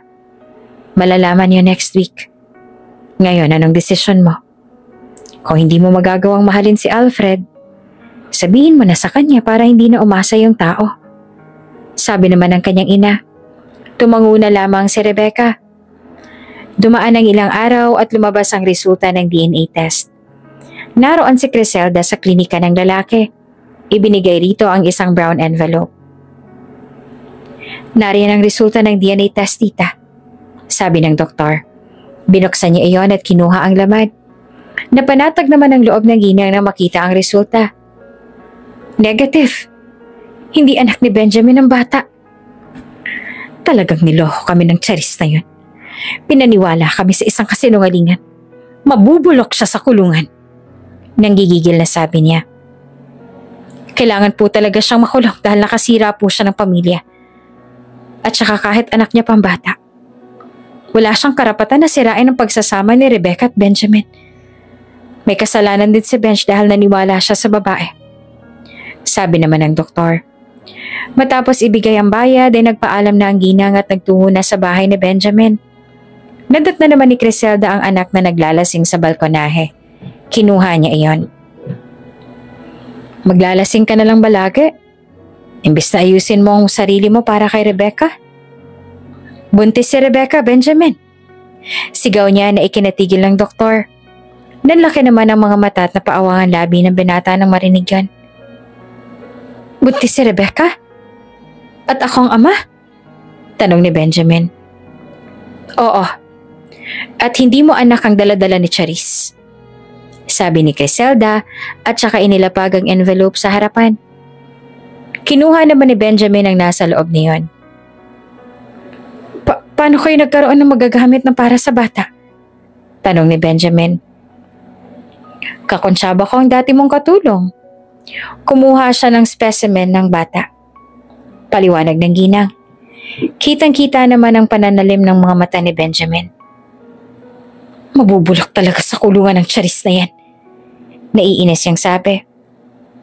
Isang araw na nakalipas, nagpunta si Charisse sa bahay ni na Benjamin. Anong ginagawa mo dito, Charisse?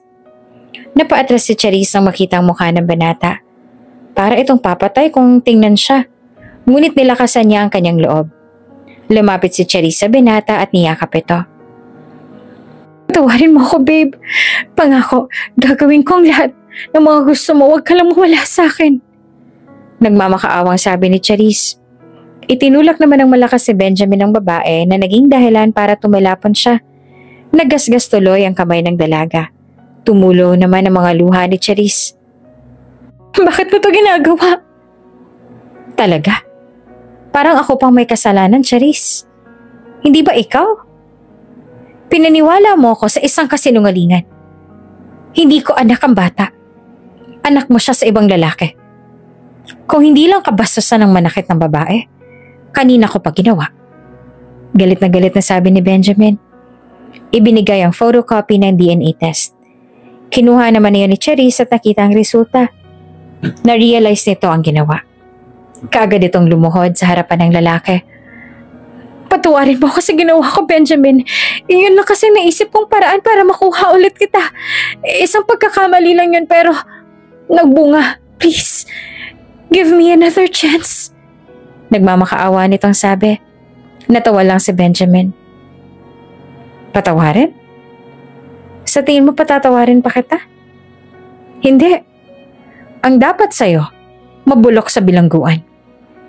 Sinira mong pagsasama namin ni Rebecca dahil sa pagiging makasarili mo. Hintayin mo ang warrant of arrest. Sabi ni Benjamin at saka tumalikod. Pero tumigil din saglit. Umalis ka na. Baka pabalya pa kitang paalisin. Tumayo naman si Charisse at tumalikod na. Tumulong mga luha sa mga mata ni Benjamin. Iyon ang unang pagkakataon na umiyak siya buhat na maghiwalay sila ni Charisse. Mas masakit ngayon kumpara sa paghihiwalay nila ni Charisse.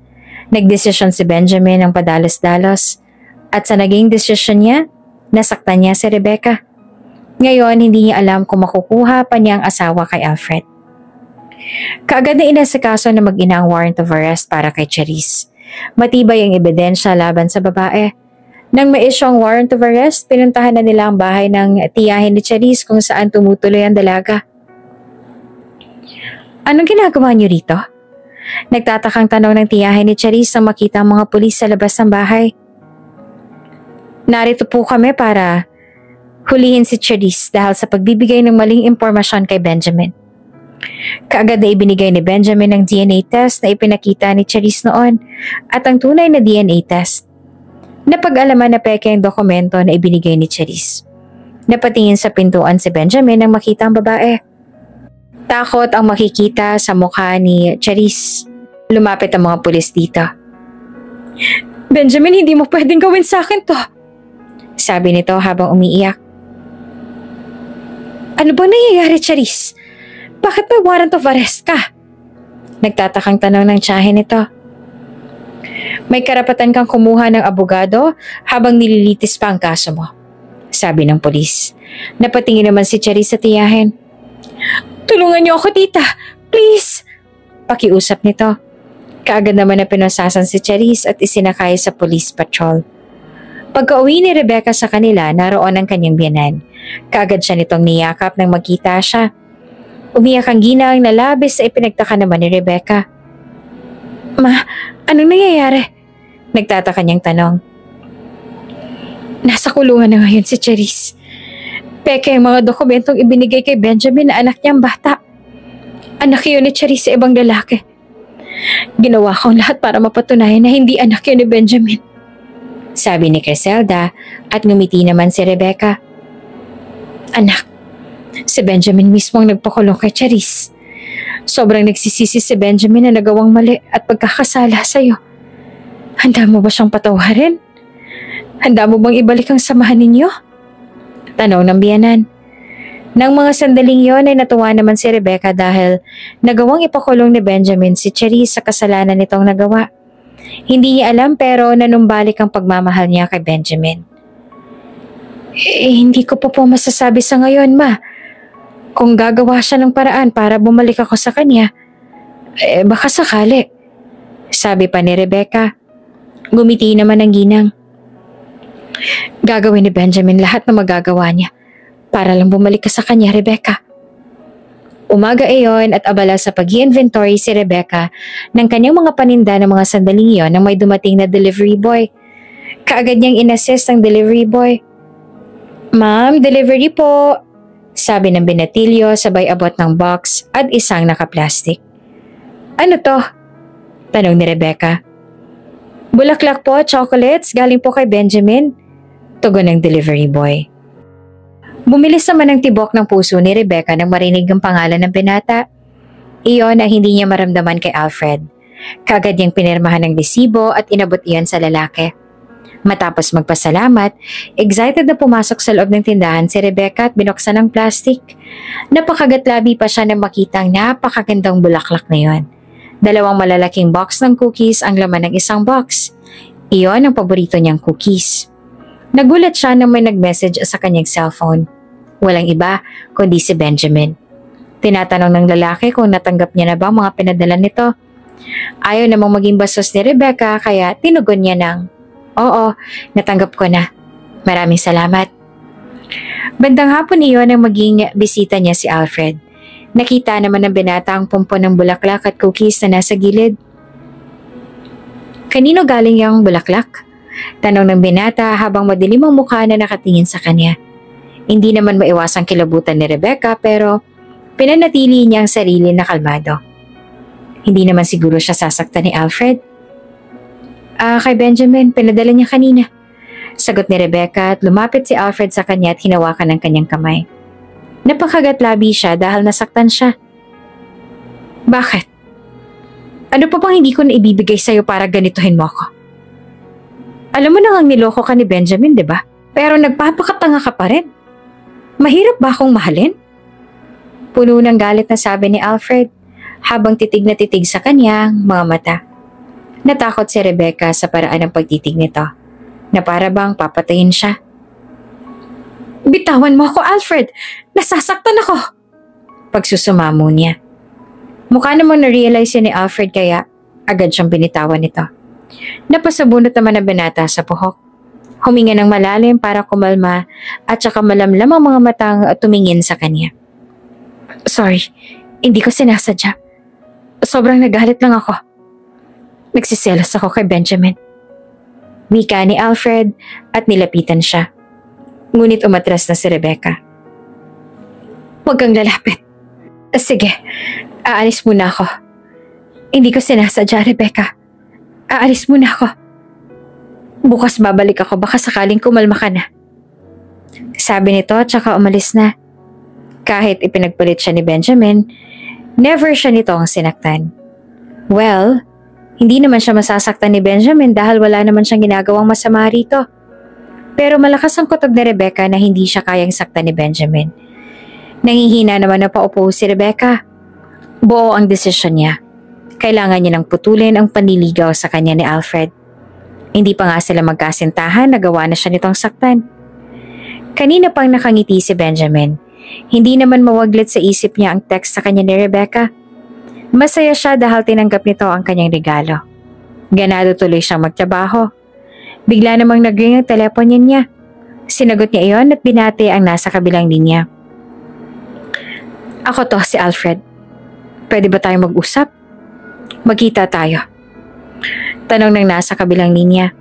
Bigla namang tumalim ang kanyang mga mata. Alam niyang tungkol kay Rebecca ang dahilan kung bakit ito tumatawag kaya ito nakikipagkita sa kanya. Well, mas maganda na rin yon na makapag-usap sila. Sumang-ayon siya sa sinabi nito at sinabi kung saan sila pwedeng magkita mamayang hapon. Nang matapos ang tawag ay naikayom niya ang kamao. Gagawin kong lahat. Makuha lang si Rebecca. 4:00 ng hapon ay naroon na si Benjamin. Ilang saglit lamang ay nakita niya si Alfred sa entrance. Seryoso lamang ito nakatingin sa kanya. Nang makarating ang lalaki sa mesa ay binati siya nito. Maupo ka, Mr. Alfred. Ani at inuwestra ang upuan sa harapan nito. Naupo na rin ito. Anong pag-uusapan natin?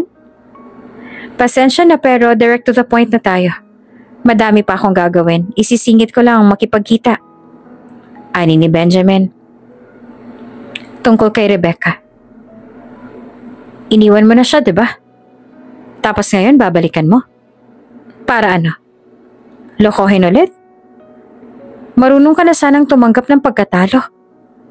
Seryoso nitong sabi.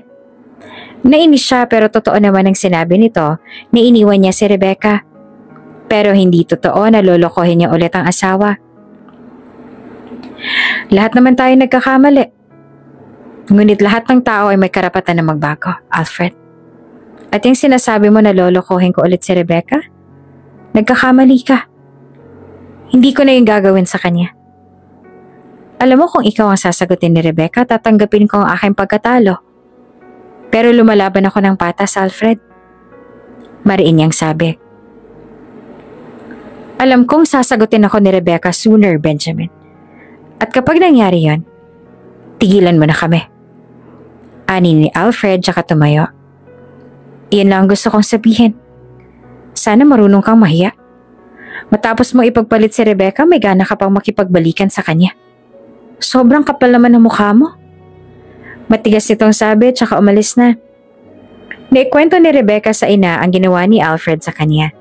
Sobrang galit na galit ang ginang. Hindi siya makakabuti sa'yo, Rebecca. Anong plano mo ngayon? Tanong naman ni Rosanna.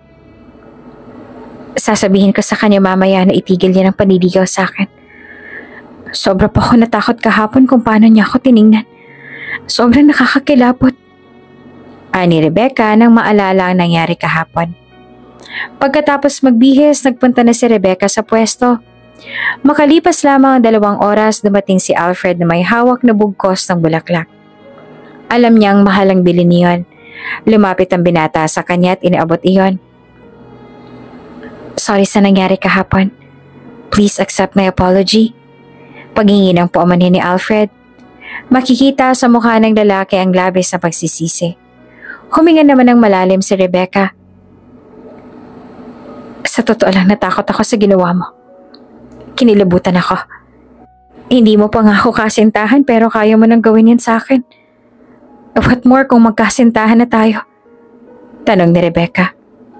Nagbaba naman ang tingin si Alfred. Nadala lang ako ng galit at selos pero hindi ko naman kayang manakit, Rebecca. Maniwala ka sa akin. Hindi kita sasaktan. Puno ng sinseridad nitong sabi. Umiling na lang si Rebecca. Naging mabuti kang kaibigan sa akin, Alfred. Wala akong masabi. Tinulungan mo akong umasenso at nagpapasalamat ako doon. Ngunit, kailangan kong gawin to. Ayoko magkaroon ng trauma. I'm sorry. Pero itigil mo ng paliligaw sa akin. Mahahanap mo rin ng babae na para sa'yo. May ngiti sa labi na sabi ni Rebecca. Natigilan naman si Alfred. Hindi niya inaasahan na iyon ang sasabihin ni Rebecca. At ano, babalikan mo si Benjamin? Tanga ka ba, Rebecca? Niloko ko na nga, babalikan mo pa. Samantalang ako, lagi lang nasa tabi mo nung magsisimula ka pa lang pero mas pipiliin mo pa yung taong yun? Galit na sabi ni Alfred. Alfred, nagpapasalamat ako dahil tinulungan mo ako sa maging maayos ang negosyo ko. At tatanawin kong utang na loob yun sa'yo. Pero hindi naman pwedeng piliin kita. Dahil lang sa tinulungan mo ako. Kung pipiliin kita, ay dapat dahil mahal kita. Pero I'm sorry. Hindi ko magawang mahalin ka.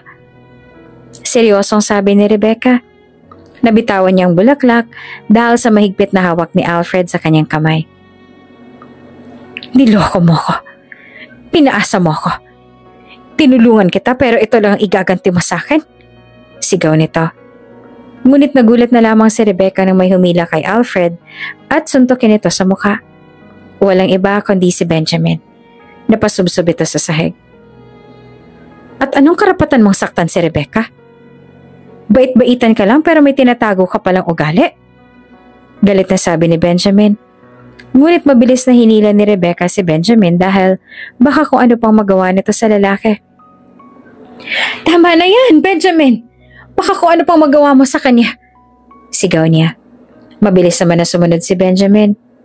May mga lumapit rin kay Alfred at sinabihan na umalis na. Masama naman ang tingin ni Alfred sa kanila bago ito pumasok sa loob ng sasakyan.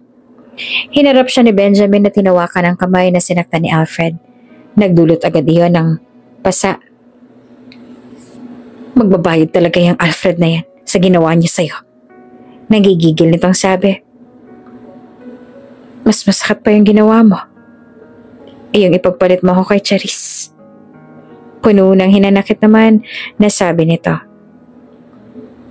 Lumamlam ang mga mata ng asawa. I'm sorry. Nabulag ako ng pagmamahal ko sa kanya. At alam mo kung anong na-realize ko? Na kaya ko siya binalikan. Dahil akala ko mahal ko pa siya. Pero hindi pala. Dahil nung magsama kami, hinahanap-hanap kita. Doon ko na-realize na mahal na kita nun. Na kaya ko lang siya binalikan ay dahil sa bata na hindi ko naman pala anak. Sabi pa ni Benjamin. Kahit anong gawin ko, ikaw pa rin ang laman ng puso ko, Benjamin. Nahanda kitang patawarin sa nagawa mong kasalanan, lalo na't nagawa mong sampahan ng kaso si Charis.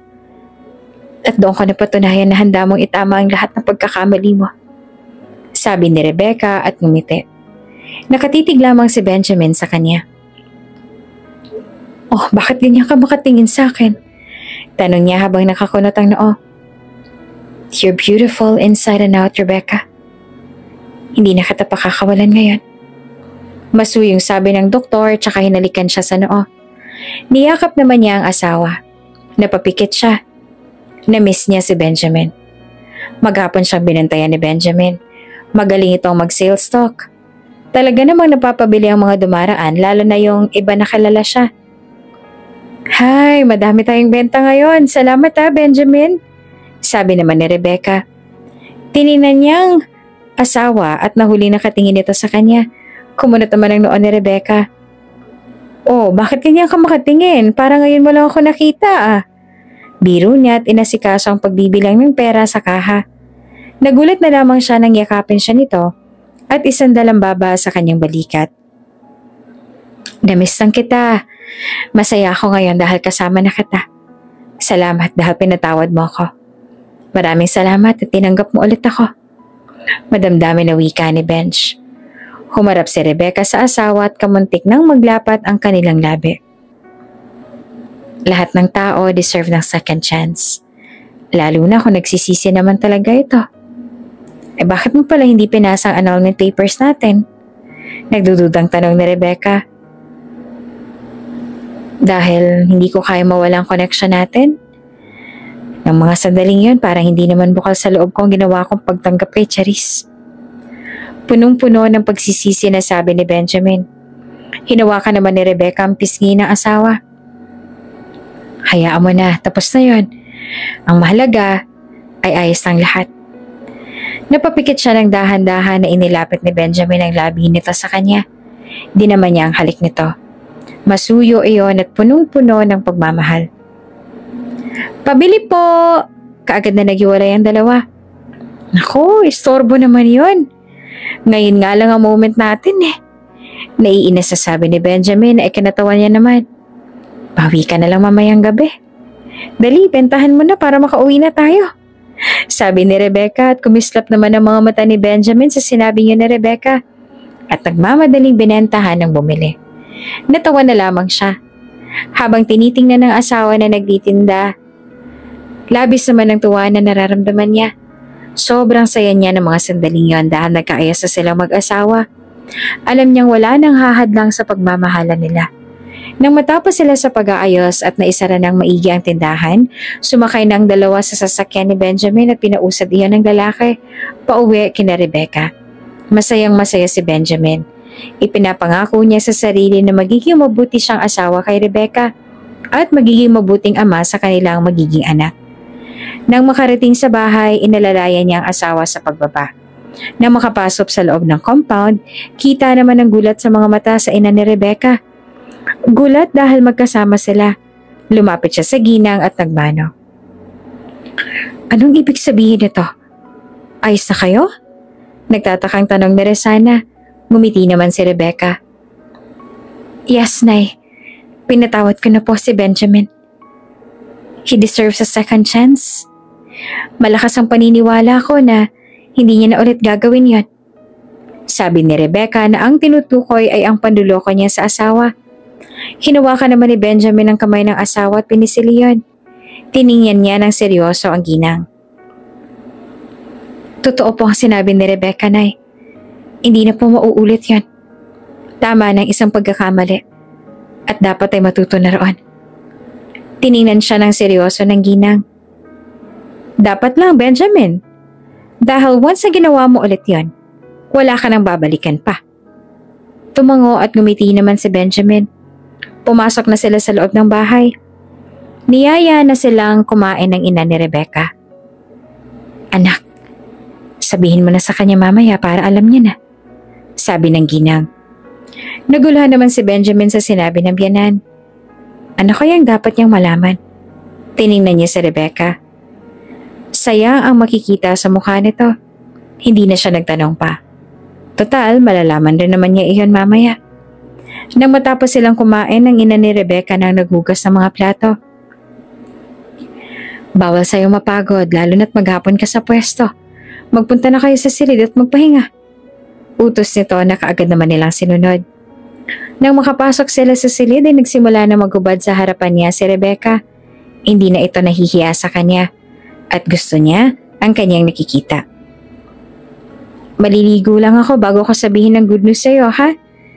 Mamaya, masusolo mo na ako. Sabi pa ni Rebecca at kinindatan pa siya.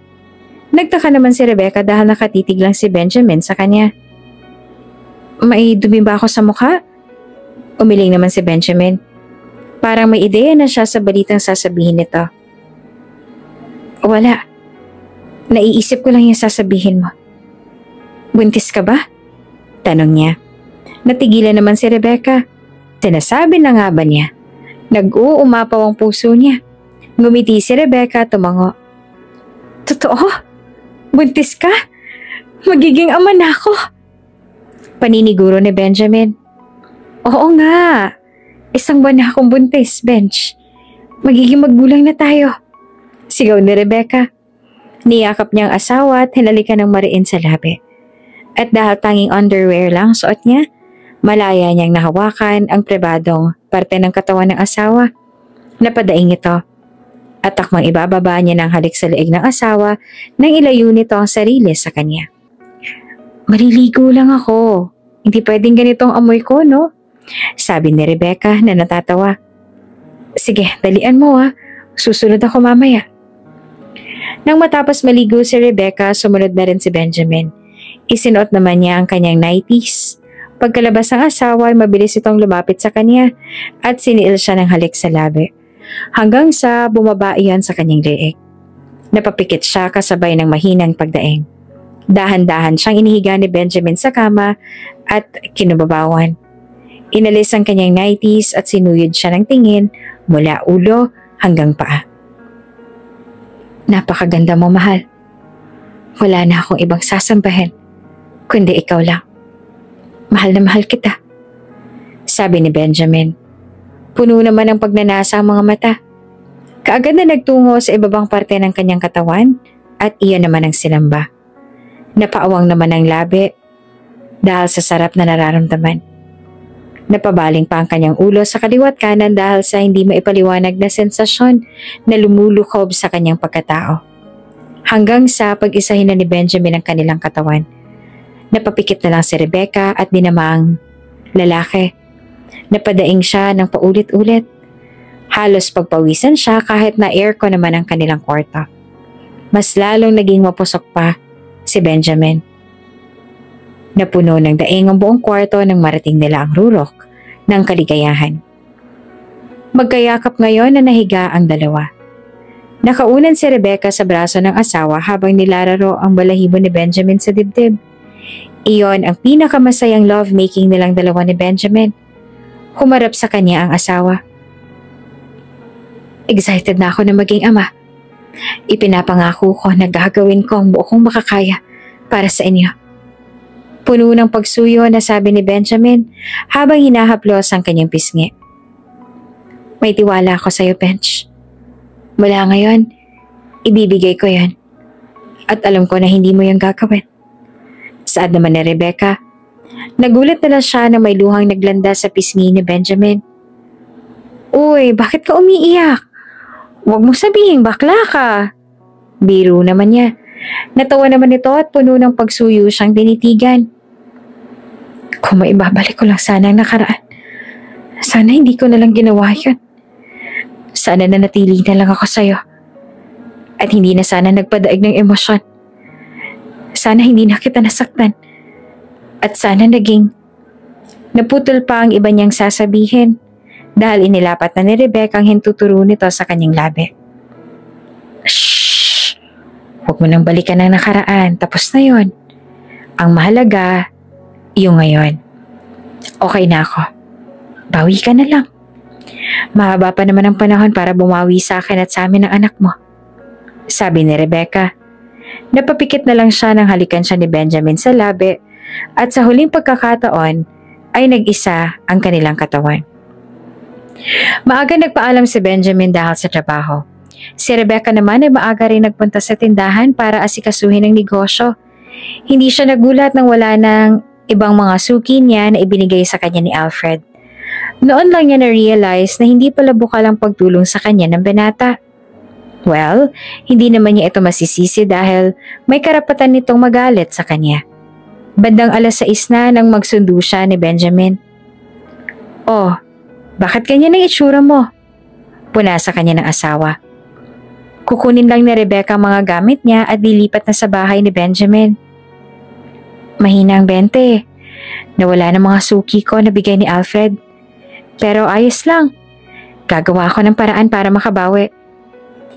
Determinadong sabi naman ni Rebecca.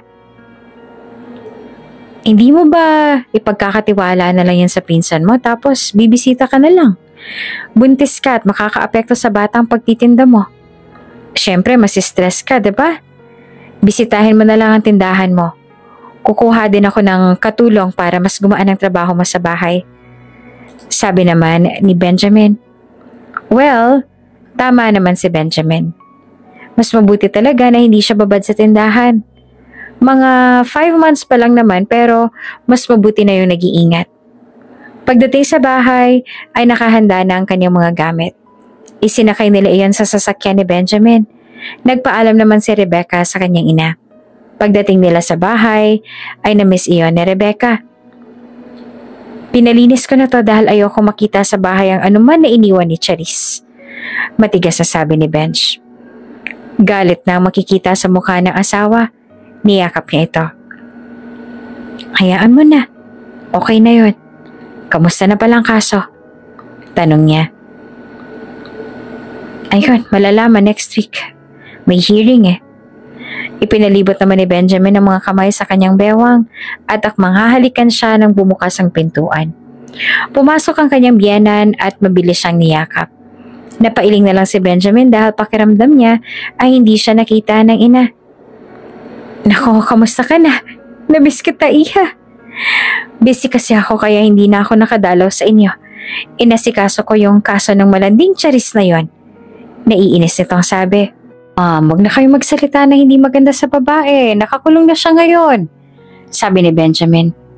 Naiintindihan naman niya ni Rebecca dahil hindi rin maganda na sisiraan ng ganon si Charis kahit totoo man. Naroon pa rin ang respeto ni Benjamin sa dating kasintahan. Humingi naman ng sorry ang ginang. Bumulong ito sa kanya. Alam ba ni Benjamin na buntis ka? Tumango siya. Binalingan naman ng ginang si Benjamin. Kaya ikaw alagaan mo mabuti tong si Rebecca, ha? Kapag nakita akong pinapabayaan mo siya, naku, malilintikan ka talaga sa akin. Sabi nito. Tumango-tango na lang si Benjamin. O sige, aalis na ako. Mukhang may maiistorbo ako eh. Goodbye, sabi ni Criselda at umalis na. Nilapitan naman ni Benjamin ang asawa at hinapit sa bewang at siniil ng mapusok na halik. Nang gabing yon ay may nangyari ulit sa kanila.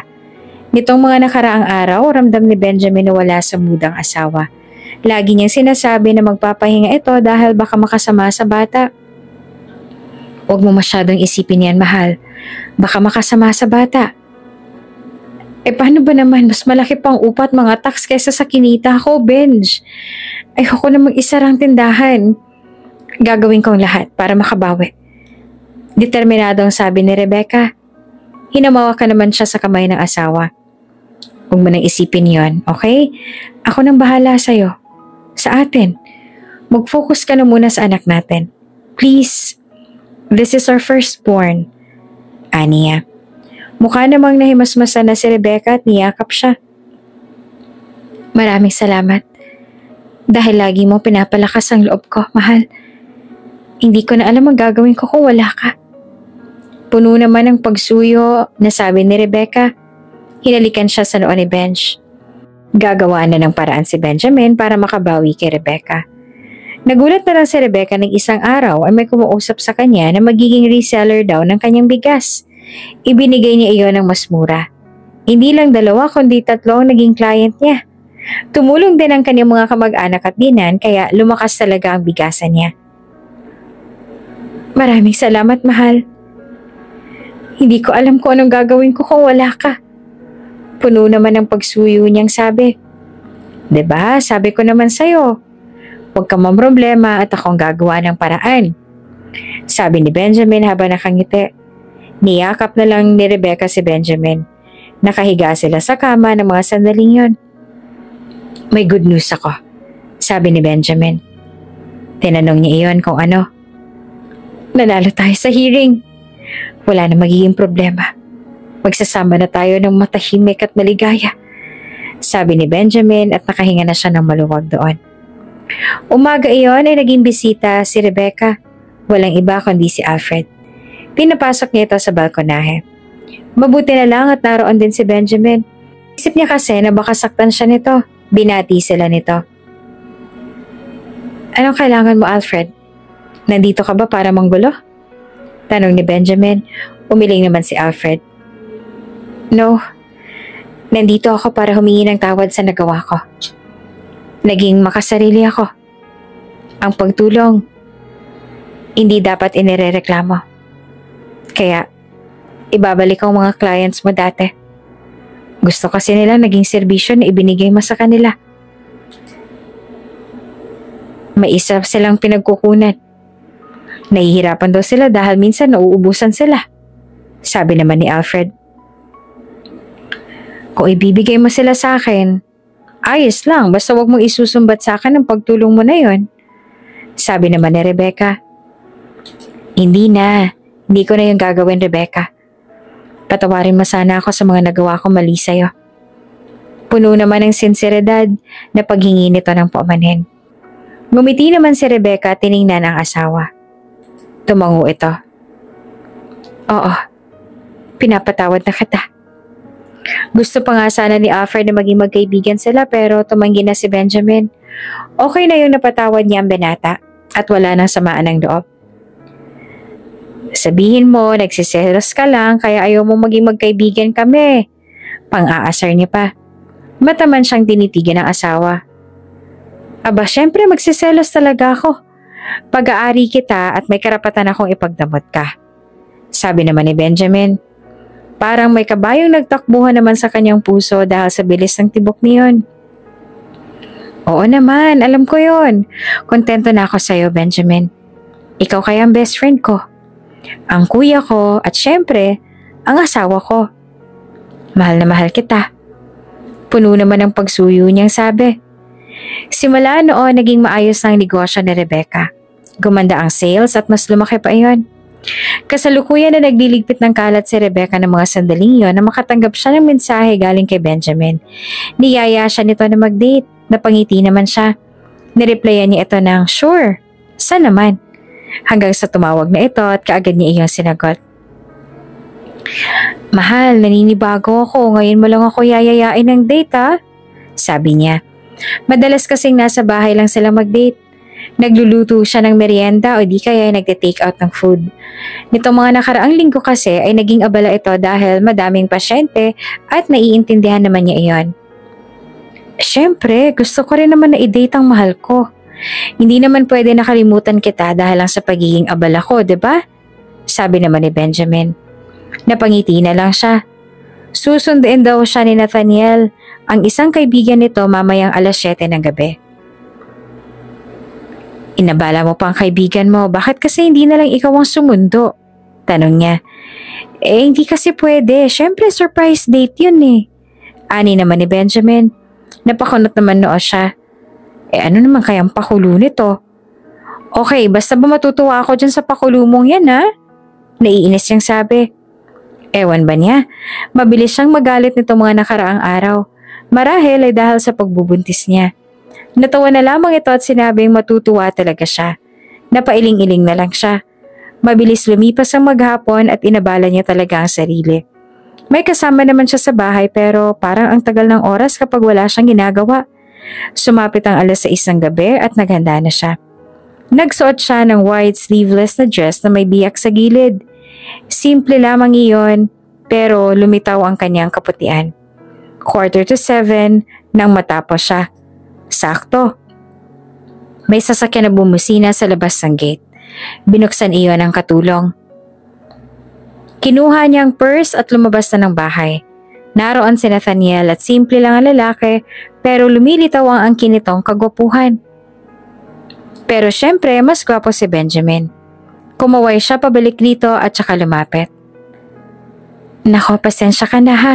Inabala ka pa ni Benjamin. May pamilya ka pero inistorbo ka niya. Sabi niya. Natawa naman ang mahina si Nathaniel. Ayos lang yun. Gusto kong lumigaya kayong dalawa.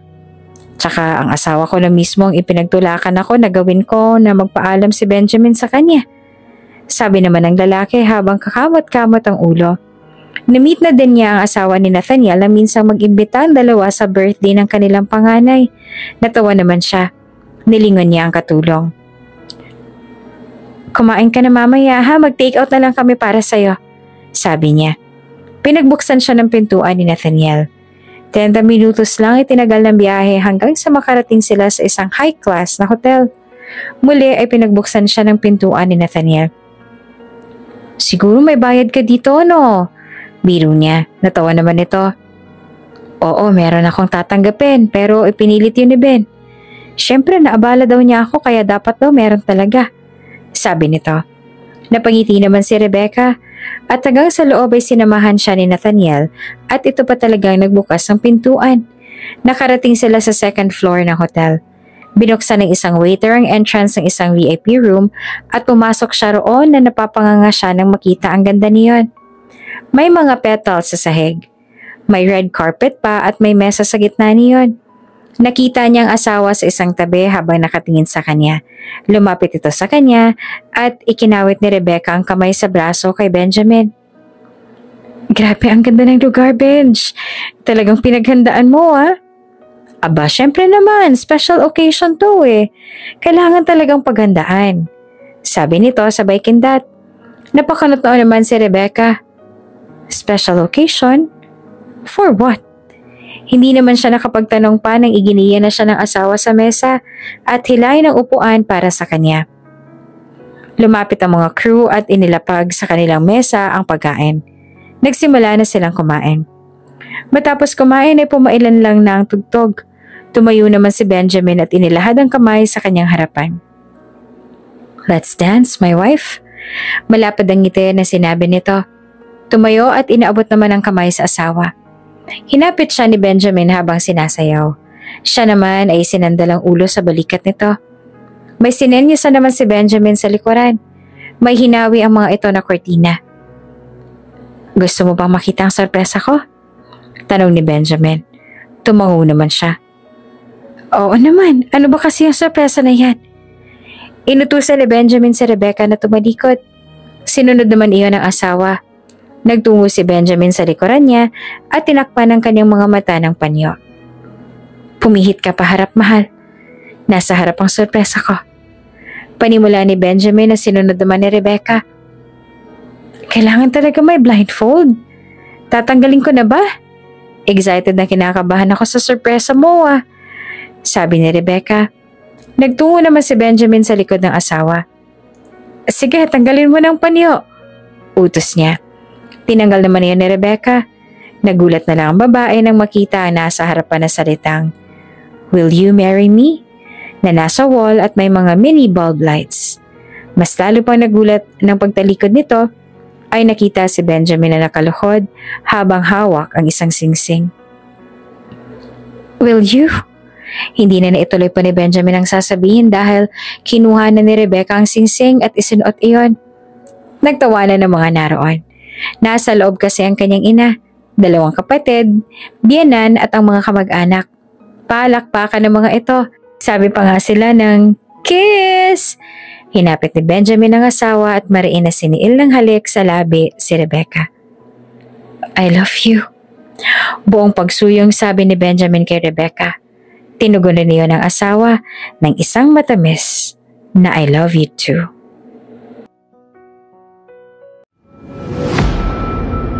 Kung bago ka pa lang sa channel na ito, Ate Jane TV, huwag kalimutang pindutin ang notification bell and subscribe button. Sana po hindi naman malaking abala sa inyo ang pagpindot ng subscribe button dahil ang kapalit po nito ay ang pagsuporta para makapag-produce ng mga libreng stories sa mga channels ni Ate Jane. Maraming salamat!